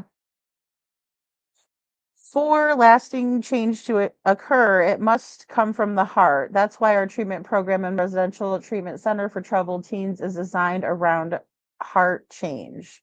Okay. Well, we can all have a change of heart. All right. So let's talk about a support specialist. I'm Allison. Let's see what Allison, the support specialist, says, right? She's one of the support specialists here. I was here for 2 years. While I was at the program, it's probably one of the safest I've ever felt in my entire life. I came to Stillwater because I was refusing to go to school, and I hadn't gone to school for a couple of years, and I'd gone to truancy court. My depression was really, really bad, and I had very bad social anxiety, like couldn't interact with people at all without like having breakdowns. And some family, like just people leaving me in my life and not being able to handle that properly, so withdrawing because of that as well. But here I feel like regardless of how you come in as a kid, people just love you and they care about you here. This is by far one of the best programs I've been to. I've been through the system of just therapy since I was like 6.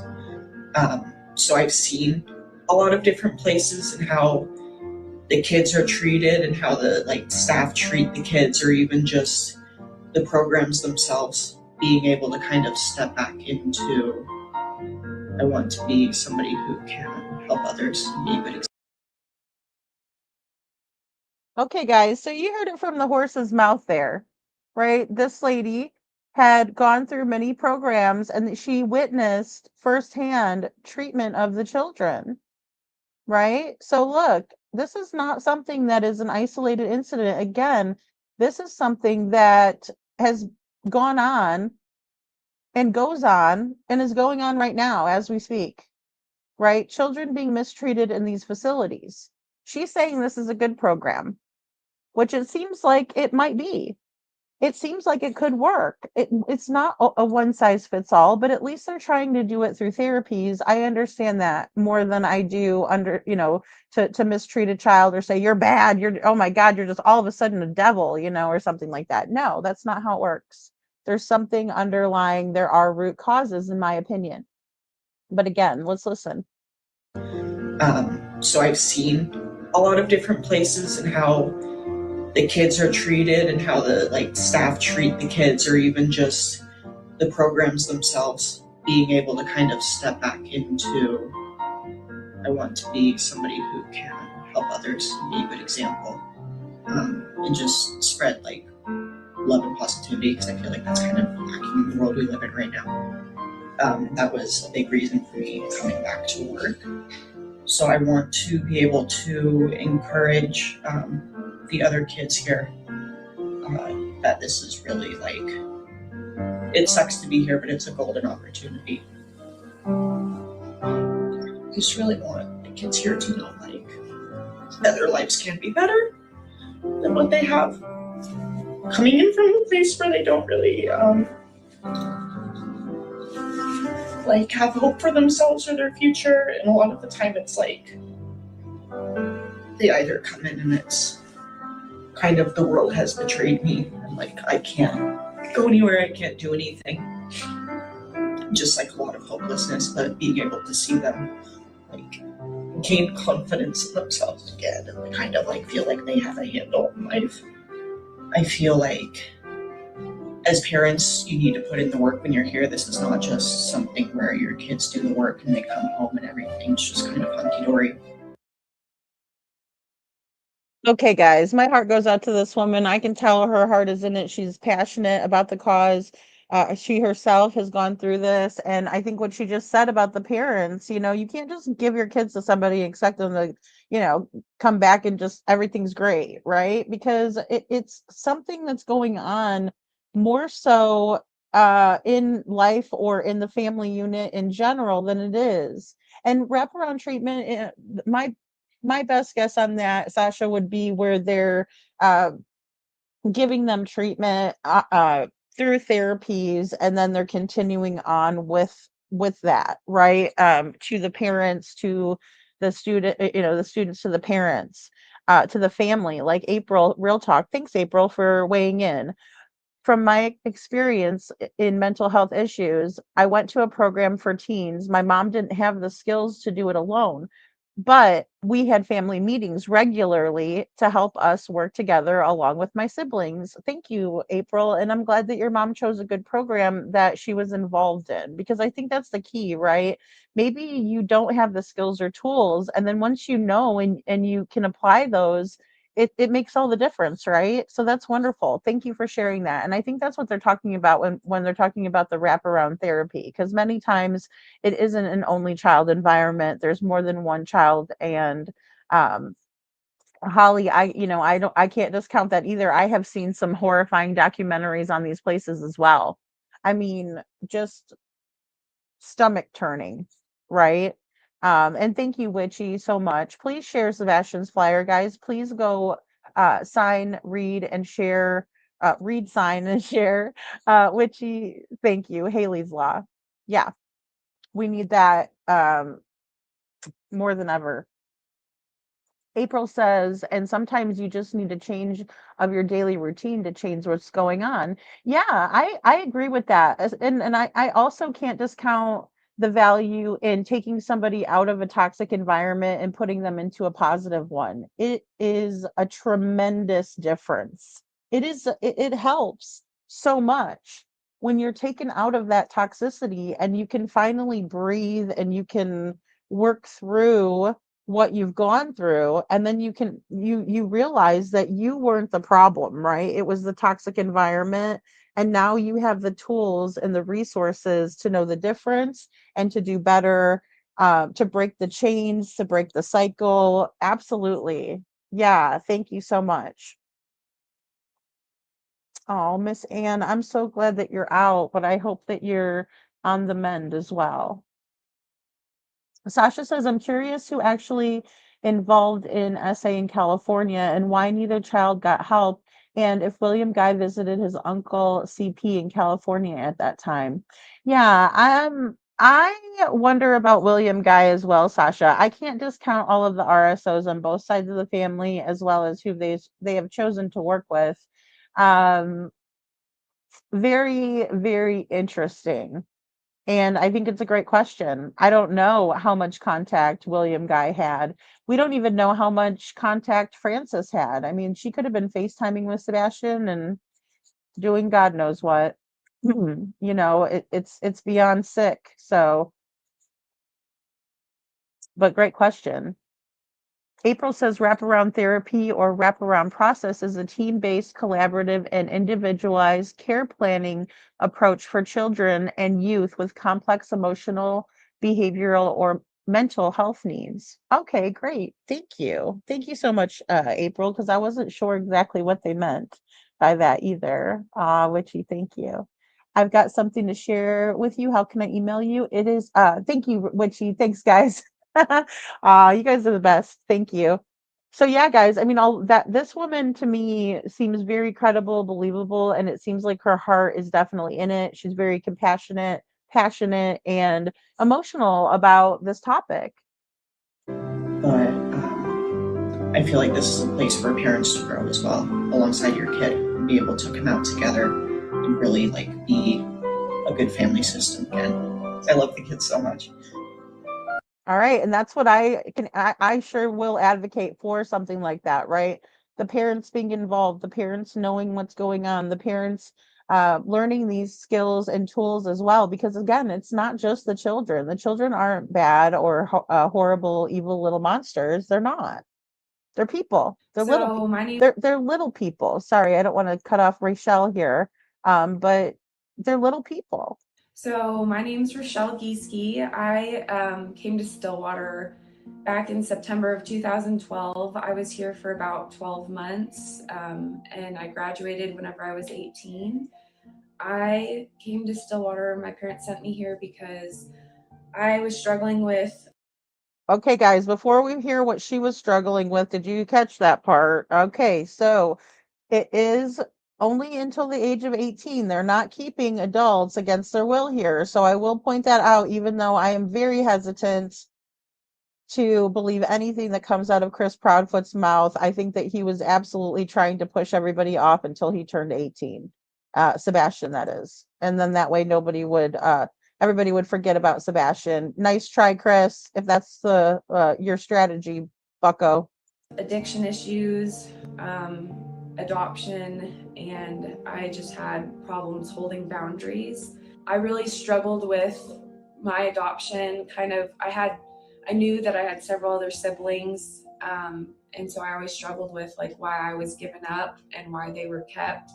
I felt like I had a lot of anger, and it was directed towards my adoptive parents. I took it out on them. I, would get angry a lot and say that they, weren't my real parents. I feel like after the program, I did let go a lot of anger that I had with my parents, and I feel like now I have a better relationship with my mom than I did before. I feel like she's my best friend when before she was an enemy, to me.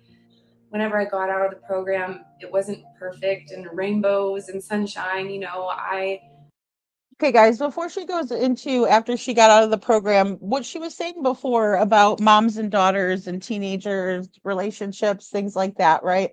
And parents in general. I just know what it's like being a mom of a teenage girl. My daughter, again, is grown now, but back when she was a teenager, there was a lot going on, right? And I'm not going to get into it, but I do want to say that just that teenager uh transition time, especially as they're getting older and as they're understanding that they have more control over their actions and things like that, right? Because they are getting older, they're driving, they're learning to drive, they're experiencing more independent activities, things that they can do, and it's not always uh, them wanting to come to you and talk to you, right? That's where you kind of get a bigger disconnect with them talking to their friends more than they're going to be talking to you.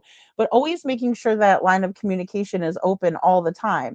And honestly, no matter how much a child tells you, I hate you, I don't want, leave me alone, I'm not talking to you, all of that, craziness, at the end of the day, the kids love their parents, right? They just do. And if you make sure that they know that you love them too, like unconditionally, it doesn't matter. You won't be in trouble if you call me because you got yourself in a bad situation and you told me you were here, but you were really here. If you call me, I'm going to come get you. We're going to have, it's not going to be a no questions asked, but you're not going to be in trouble, right, for calling me. As a matter of fact, what you did to call me is showing me your maturity. It's showing me that I can trust you.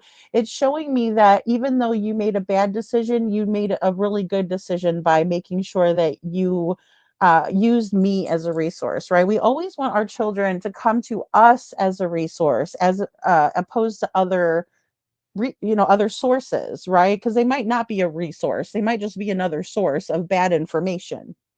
And so I think it's super important when we are making sure our children are loved by us, number one, because sometimes they don't see it, right? Or they're too worried about getting approval from their peers.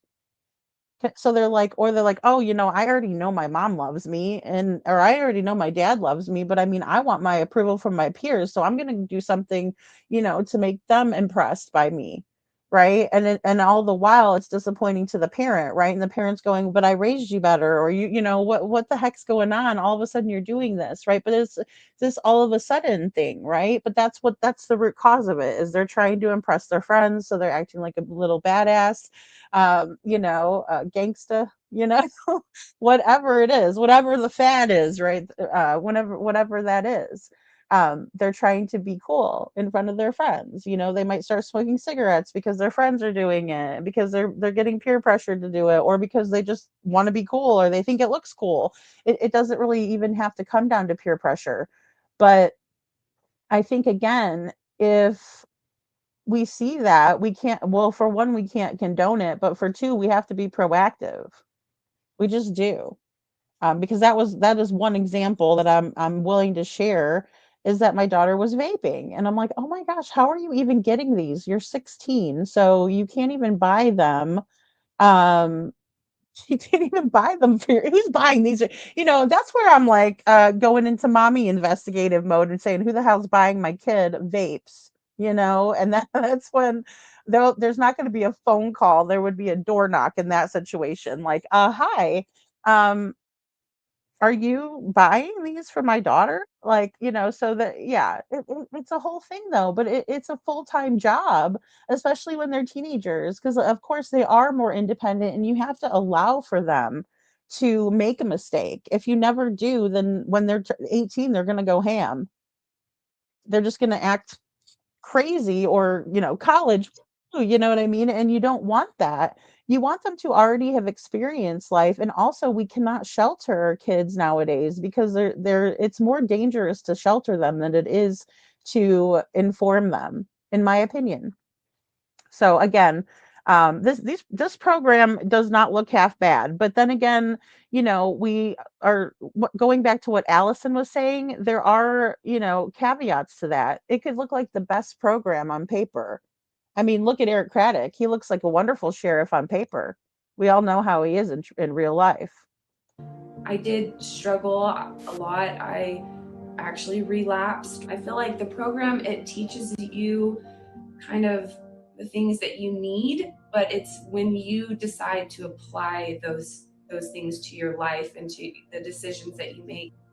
I was able to eventually, come back. I actually called back into Stillwater and made a trip out here and was able to come to big group and get, support and kind of advice from, my peers and from the staff that worked here. Whenever I was going through that hard time, that's what made me decide years after, even after I came back, that's what made me come back and want to work here so bad, was tell the kids part of my story and be able to relate to them and to show them that, like, you will make it through this. There is life after this. Like, you can have a good life. You can be successful and be happy in your life. It's not easy. It's a long process, but it will be worth it in the end. And this place is a safe place. And I feel like the staff here are so genuine, and they put their all into the kids, and to what they can do to help the kids and be successful in their lives and work through the problems that they've, gone through and the struggles. I never want to leave. I would stay forever if I could. Okay, guys. So there we go. She's I mean, just really, she is a lot of love towards the program. I'll just say that. Sorry, I was just trying to undo this and horrible multitasker.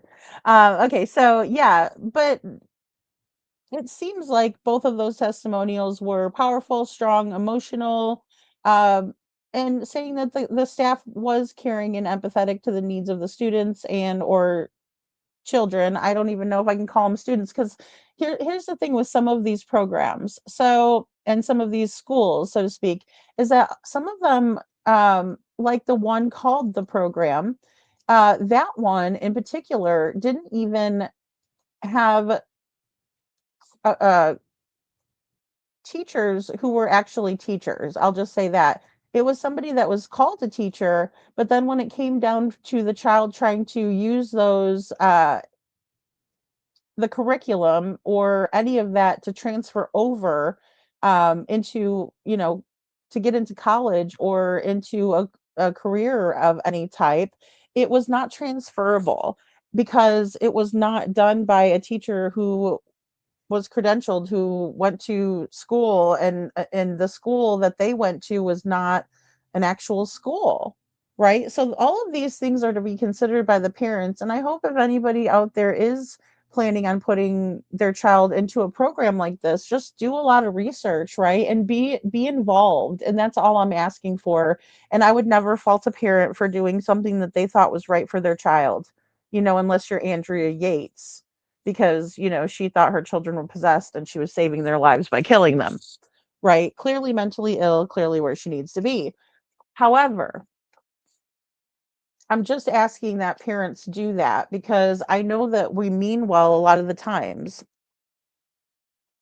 Intent is everything, but good intentions are also not guaranteed to um, offer the same results or the good results we're looking for.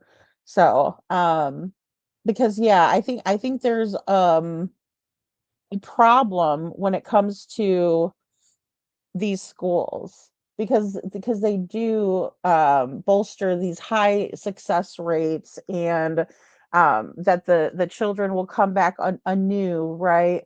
But many times that isn't the case, and all we have to do is look um, for just examples throughout, and we can identify these patterns, right?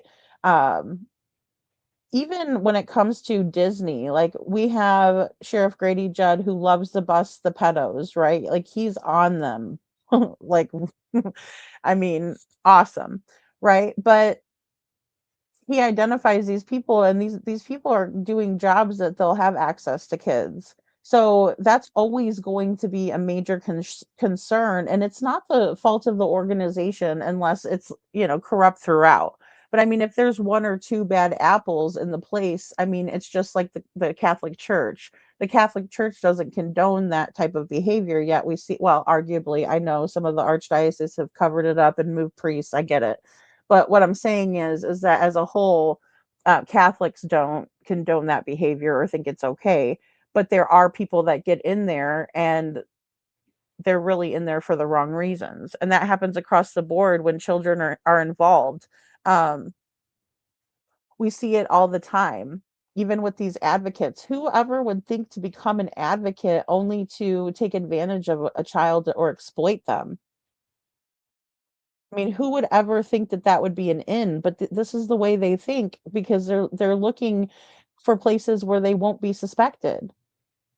And it's very easy for them to be a chameleon and fit right in because all they're doing is mirror matching the social norms to make everybody comfortable with them and trust them.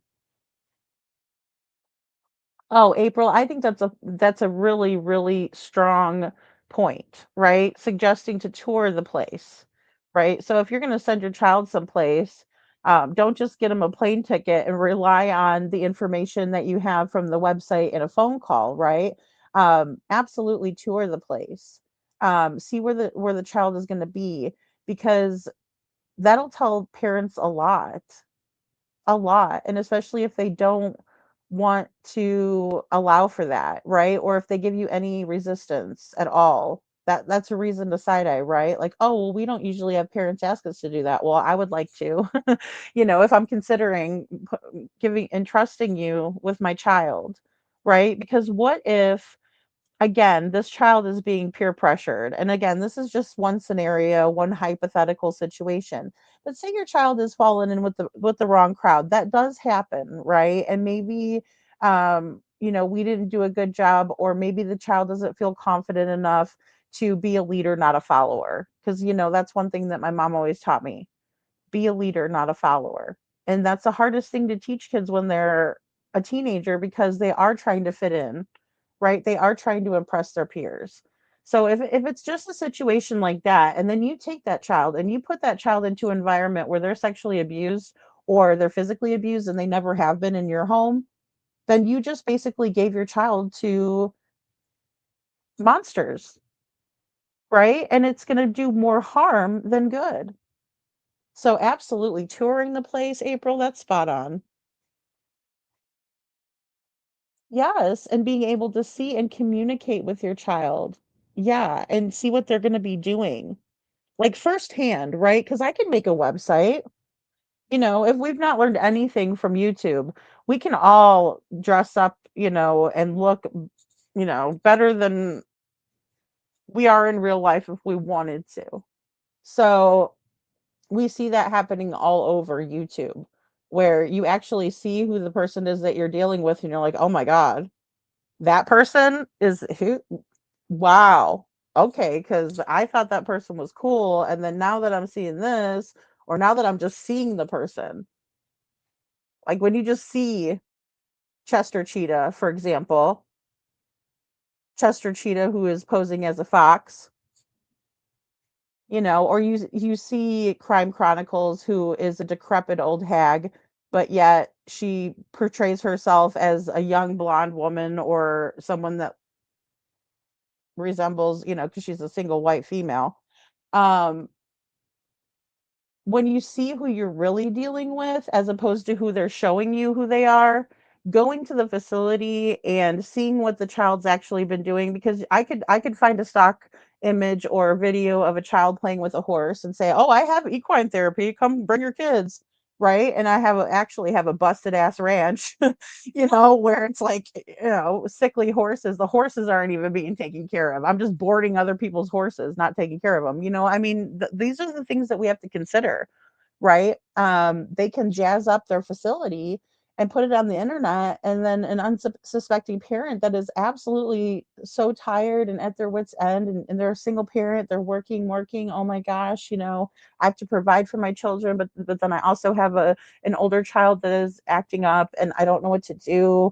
I don't have time. I don't have the resources. I don't have the tools, right? Because they do a lot of times with counseling, you learn tools, and also, um, it's so hard to find good resources, especially if you don't know what you're looking for, because you can get pulled into these things very easily. Like, oh, is your child acting this? Yeah, they are. Oh my God, yes. And oh yeah, they have lied to me. Well, kids lie. I mean, so it's also like taking a deep breath and being like, okay, let me not be taken by the fear mongering, right? That my child is going to end up on the streets, and they're going to end up passing away before they're 21 or something like that. They're going to befall this life, and all this horrible stuff can happen, right?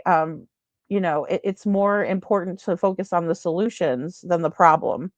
And I think that's hard, because even when you're Googling stuff, you can end up on a path where you're like, oh gosh, I think I need to get my kid into this, or I need to do this, when really all you need to do is implement these things on your own and feel confident as a parent that you're doing the right thing, see what will fit your child. But of course, always look at those root causes, those root issues, right? Was there a divorce?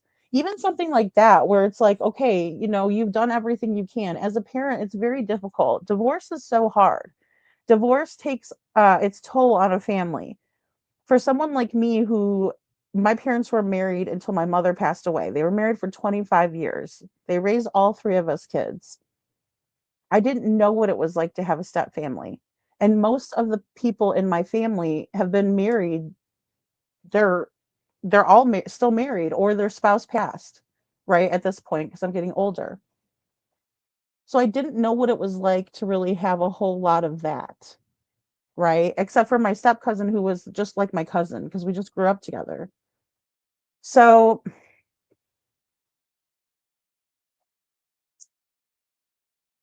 I'm not saying that that's a bad situation. The more the merrier. A happy family, you get together. If it's healthy, it's okay. It doesn't matter if it's a step parent, if it's step sister, if it's anything, half sister, any of that, because for kids, it doesn't really matter. That's their family. That's who they're around. That's the dynamic.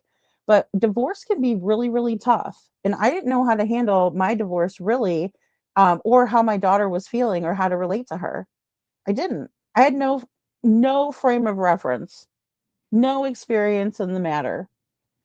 So I stumbled through that process as a parent, um, and fell many times, because I didn't know the right thing to do. I didn't know how to handle it. And I stayed far too long because I didn't want to get divorced and fail at my marriage. So, I mean, there's a lot to it that the parents are going through, that the children are going through. And when you put it into a little person's perspective, they think everything's their fault, right? And they don't want to have to choose. So that can be like the catalyst for a lot of issues that weren't there before, right? And then couple that with, they go and in Sebastian's case, they go and they live with this step monster. And now they're forced to be around the step monster. had experience with that too. But this isn't about me. I just wanted to bring my own parental perspective into the conversation because I think it is important.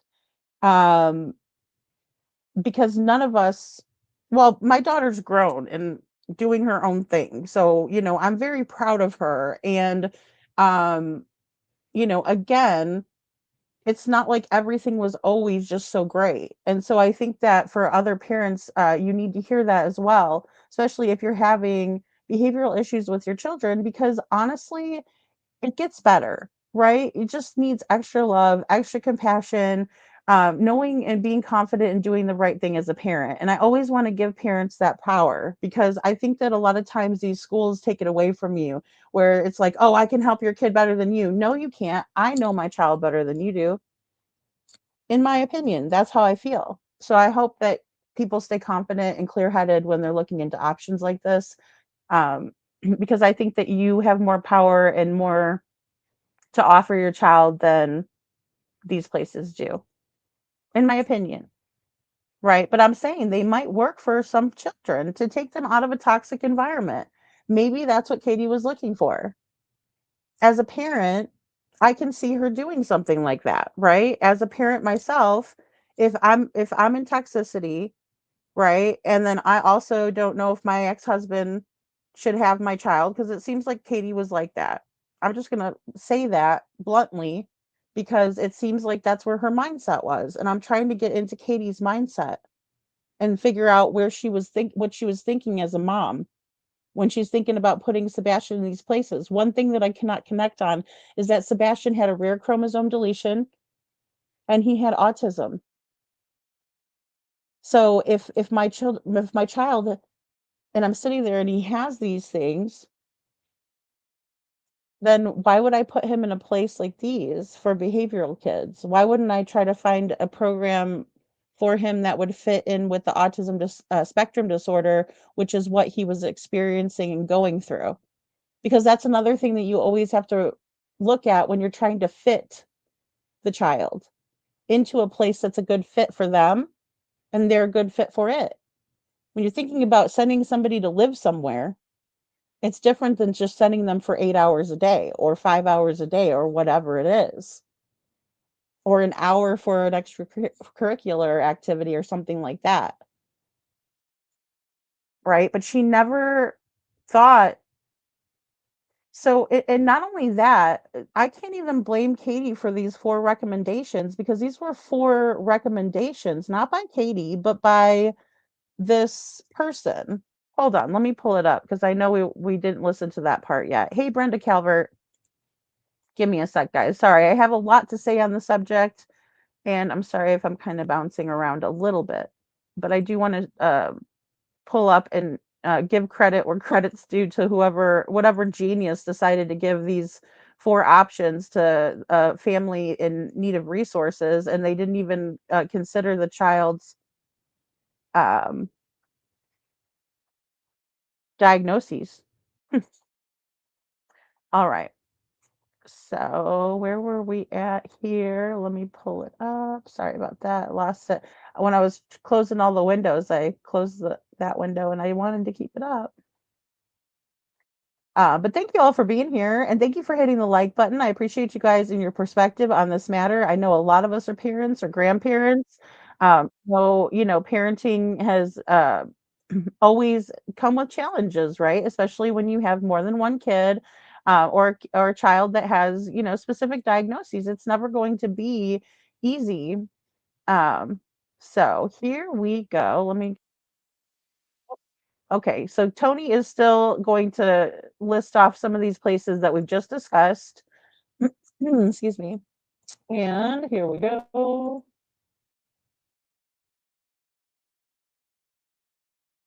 Which is Stillwater Academy in Utah. And that's where a lot of the Tennessee boys go that have these types of issues. Okay. I'm making notes. Sorry, Tony. And No, at the bottom of the email, the lady said all of these locations have openings. And this email was from Tara Akers, who was the Assistant Director, Information Services for Residential Schools and Programs. Okay. Oh, I'm sorry, guys. I thought I was muted and I just coughed. I'm so sorry for coughing in your ear. Let me go ahead and I'm sorry. Let me go ahead and back that up just a scotch. Texas.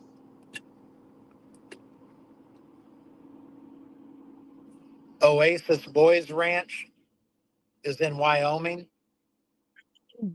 And the one that you guys are probably familiar that there's been conversation about was the fourth one, which is Stillwater Academy in Utah.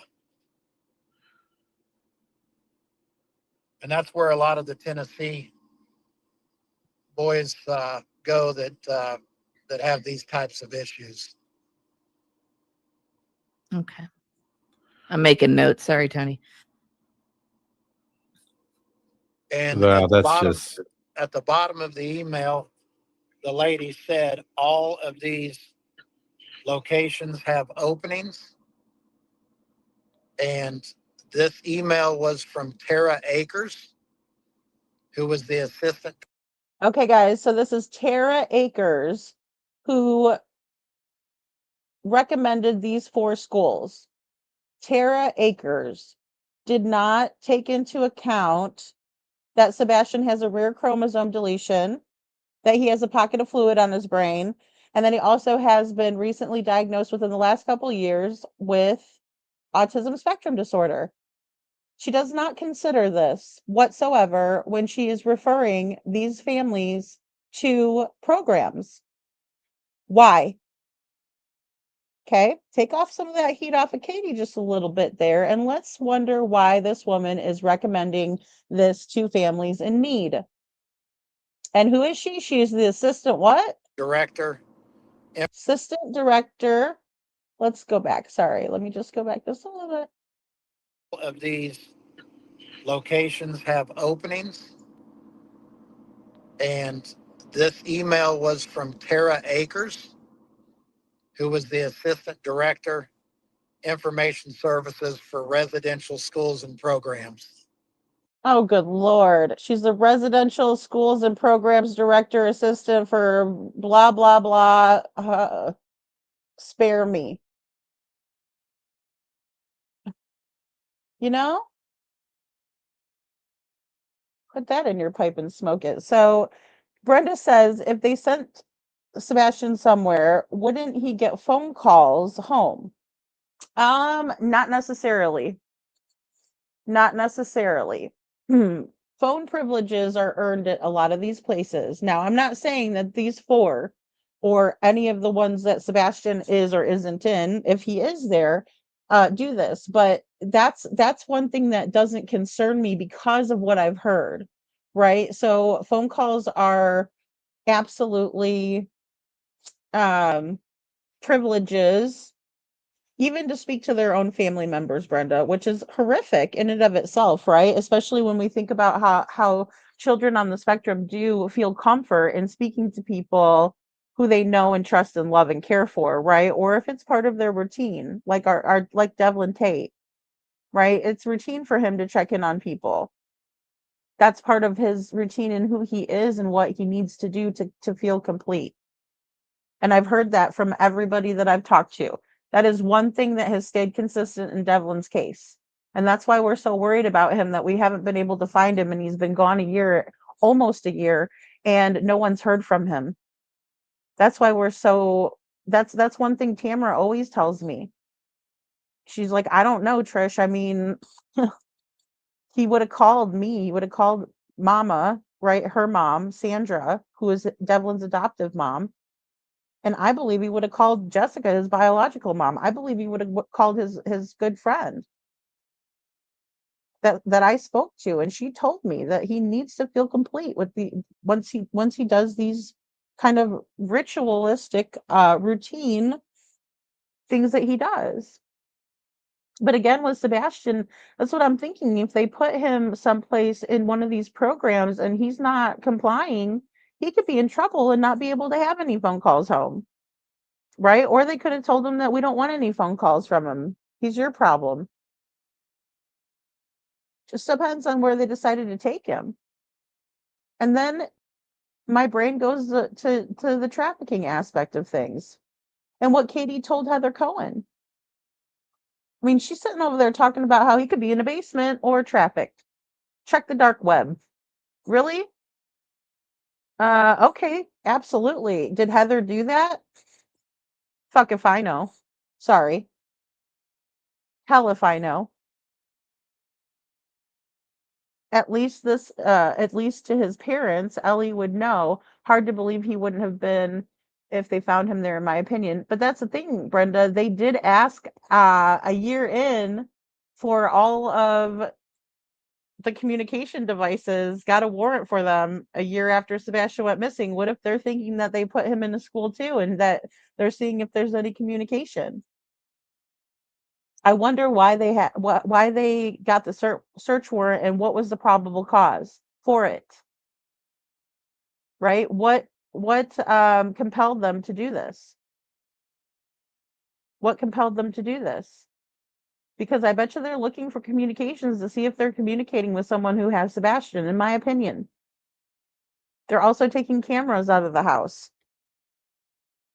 God only knows what else they took out of the house. I hope they took some friggin' carpet fibers at the beginning, but who knows if they did or not.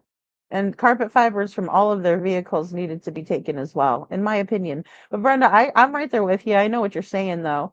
You know, you would think these places would allow the kids, because a lot of times they could write letters, but then again, the kids were finding, like in particular, in the program, right? The documentary and Netflix 3-part series talks about how when they go back to this facility, because it's been shut down, they go in there and they obtain all the footage, they obtain all the records, they obtain all the notes that they were writing their family members. They thought they were sending their family members notes and letters, but they weren't. They weren't being sent. They were being kept, right? They put it in their file and then they were punished for what they wrote, especially if it was something. And then a lot of the kids were trying to use code words and code terms to try to send a signal out for help, sending an SOS, please help me, mom. I'm in a bad situation here. I know that you thought you did something good here, but you didn't. Right? And then they would be reprogrammed. There could be a situation where Sebastian's been brainwashed. We don't know. We really don't know. And I think it's important to explore the option, especially since they were exploring the option. So I know a lot of people, and even myself was like, this is kind of unbelievable, you know, like, because wouldn't somebody say something? Wouldn't somebody have seen Sebastian? Wouldn't he have tried to call? I know he would. I know he would try to call his dad, because obviously he wouldn't be able to get a hold of Katie anymore because she changed her phone number. But I know that he would try to get a hold of Seth. I just know it. They're like two peas in a pod. It's uncanny, those two. From what I know about Sebastian and what I've known about Seth from meeting him. Yeah, they're like two peas in a pod. And that just breaks my heart even more, because Seth is missing a large piece of himself. I watched an interview last night about Seth, and he was talking about how his heart is missing. His heart is missing. His life isn't his life anymore. He's not the same person he was before Sebastian went missing, because he's got a large piece of him that's gone. That was his son. His joy, his companionship, his love was him waiting for his son on every other weekend. He would go to work and then he would wait for Sebastian. You know? Nani, raising a child is the hardest job, right? Quote unquote job in the world, and the most rewarding, you know?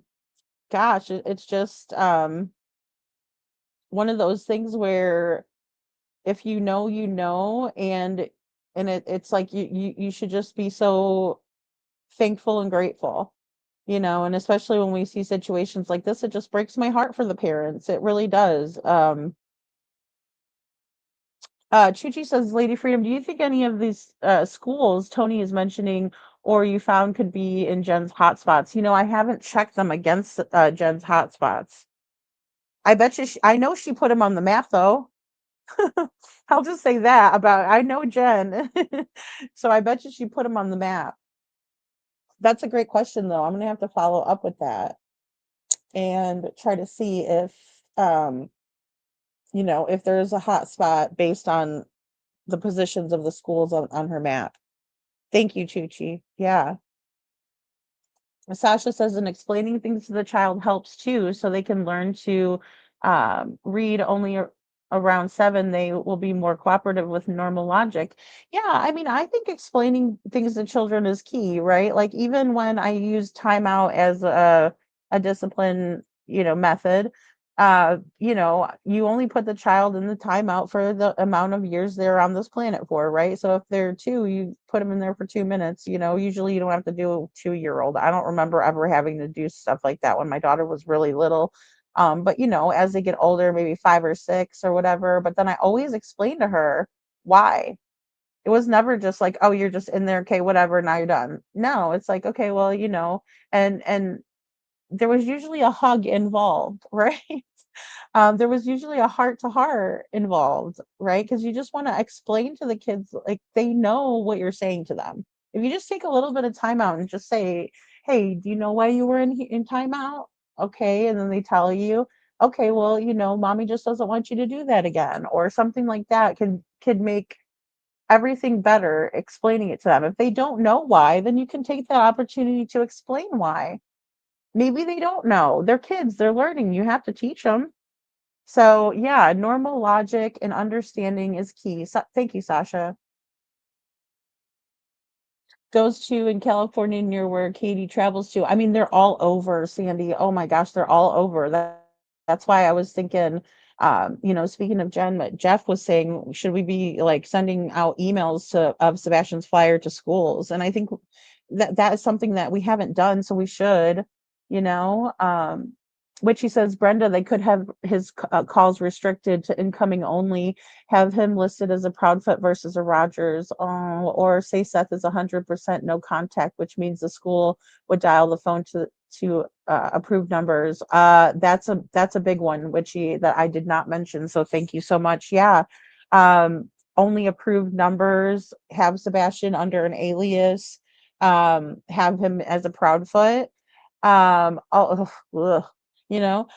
also, I think there could be a situation where there's a burner phone involved, where this is the number that you give, they gave them this number for the Proudfoots, and that's the one he might be using. I think that may be the reason for the electronics warrant, if that's what it was. So half of Sebastian's issues would either go away or be in control of himself better with his dad. Well, I just think that I think that's true. I just don't think they had enough time to wait for that, Sandy, because that would have taken care of their issue as well. If they just wanted Sebastian to go live with somebody else, okay, send him to his dad, right? Send him to somebody that loves him and cares for him. But then also, I just think that they didn't have time for that, because it keeps sticking out to me and ringing out to me that January 29th, Nina was initiating a review of these CPS records, right? So Nina knew about the CPS records, because the more research I was doing on the subject, it appears to me that Nina was aware, and she was trying to get the courts to look into it. And they were willing to, and they wanted to, right? That's what Chloe PI also found in her research. I agree, Cinderella. Something needs to make CPS accountable. Also, no one is talking about that. I mean, the thing is, it's so hard to get accountability with CPS, right? It really is. I would hope that at the 2-year, And I don't know what Seth does on the daily behind the scenes. I know he's doing a lot. I know some of the things that he's doing, but I don't know if this is one of them, which maybe at this point 2 years later, they need to close that last case or that last CPS report or case out, and they need to release it to Seth.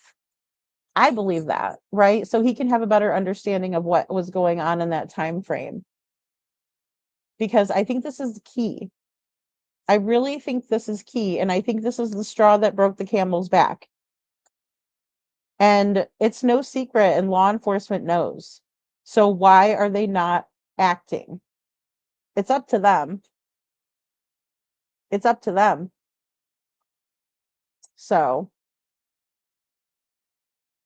in my opinion, Sebastian has been told that his dad doesn't care or he thinks Seth went along with their story. I think that could be a part of the brainwashing, Cinderella. I do. Because if Sebastian is in fact being brainwashed, then that's what they would tell him, right? And that's what abusers do as well. Your parents don't love you, they don't care about you, they're not looking for you, right? So he might think that.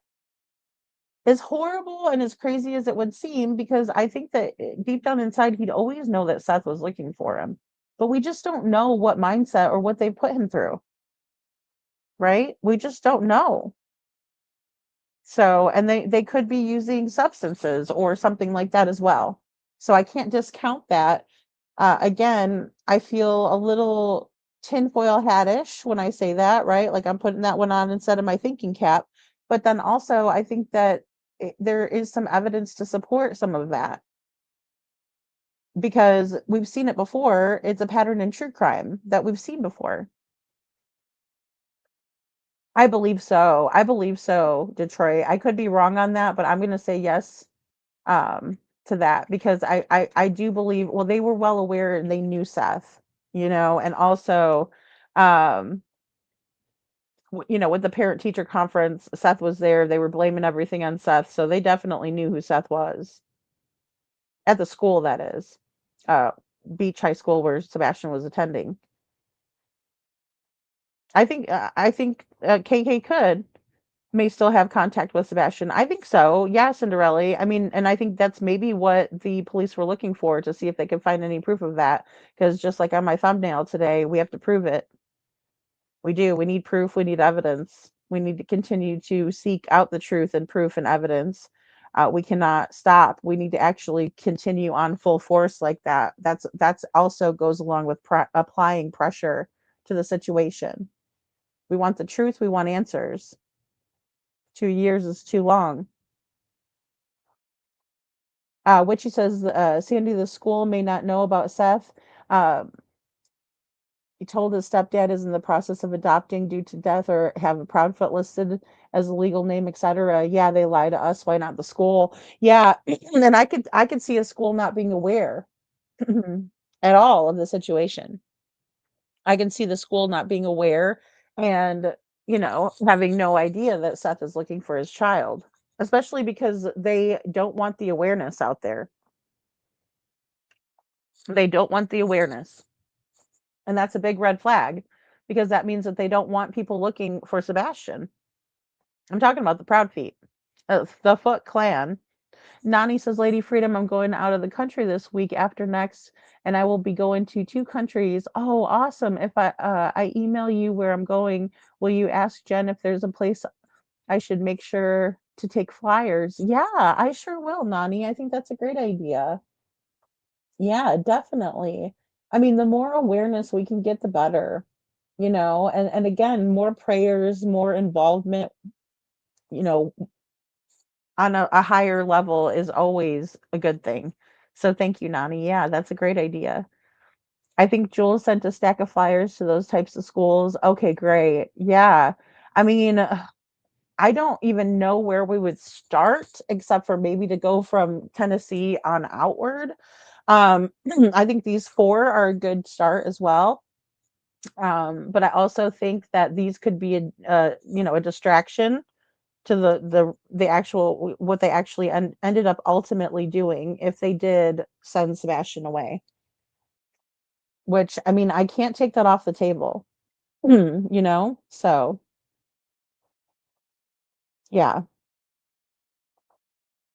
But oh, the high school. Okay, thank you, Sandy. Yeah, but I mean it's just one of those things where we just have to keep on spreading awareness. So thank you, Witchy. Yeah, and this flyer is the best one, right? Because it has a $50,000 reward on it. It's the official FBI flyer. It's got 4 pictures of Sebastian, and it has some of the details of his appearance and at the time of his quote unquote disappearance. Right? So, um, very useful information that can help us out tremendously when we're trying to spread awareness. And I just think that we need to do that. It's really, really important. So, oh, you're welcome, April. Thank you so much. I appreciate you, and thank you for weighing in. Thank you for weighing in. I try to do my best as kind of a just a regular person, just trying to um, unpack all of it. But I think it's important for us to, go back to this time. This is really where I want to focus a lot of energy at right now. I think this is long overdue as well. Um, there's just always so much going on. But I think that if we just focus on the right things, keep the distractions off. But I do have a lot of different videos I'm going to be putting out today. So I think that'll be helpful. I will probably take a night off tonight to get those videos out because I have a bunch of things I'm working on and I just need to focus on getting them out as I'm going. So I'm going to do that tonight, but we'll be back tomorrow during the day. And I plan on having 2 shows tomorrow. So doing a day show and a night show. So we'll do that, go over the videos that I put out and all of that good stuff. So I hope you guys watch them without my commentary. Sometimes I put a bit of commentary in there, but I always like for you guys to watch them yourselves and think about it for a little bit before we review it live, just so I can get your perspective on things because it's important to me. And I think you all have so much wonderful thoughts and feelings to add to the conversation. So we'll definitely do that. And let's just keep on spreading awareness and keep focused on, where is Sebastian? Where can we find him? Where can we look? I think that is really going to help us at least get a little bit closer to finding Sebastian. So, all right, guys, I love you all. Please have a wonderful rest of your day, and I will see you tomorrow.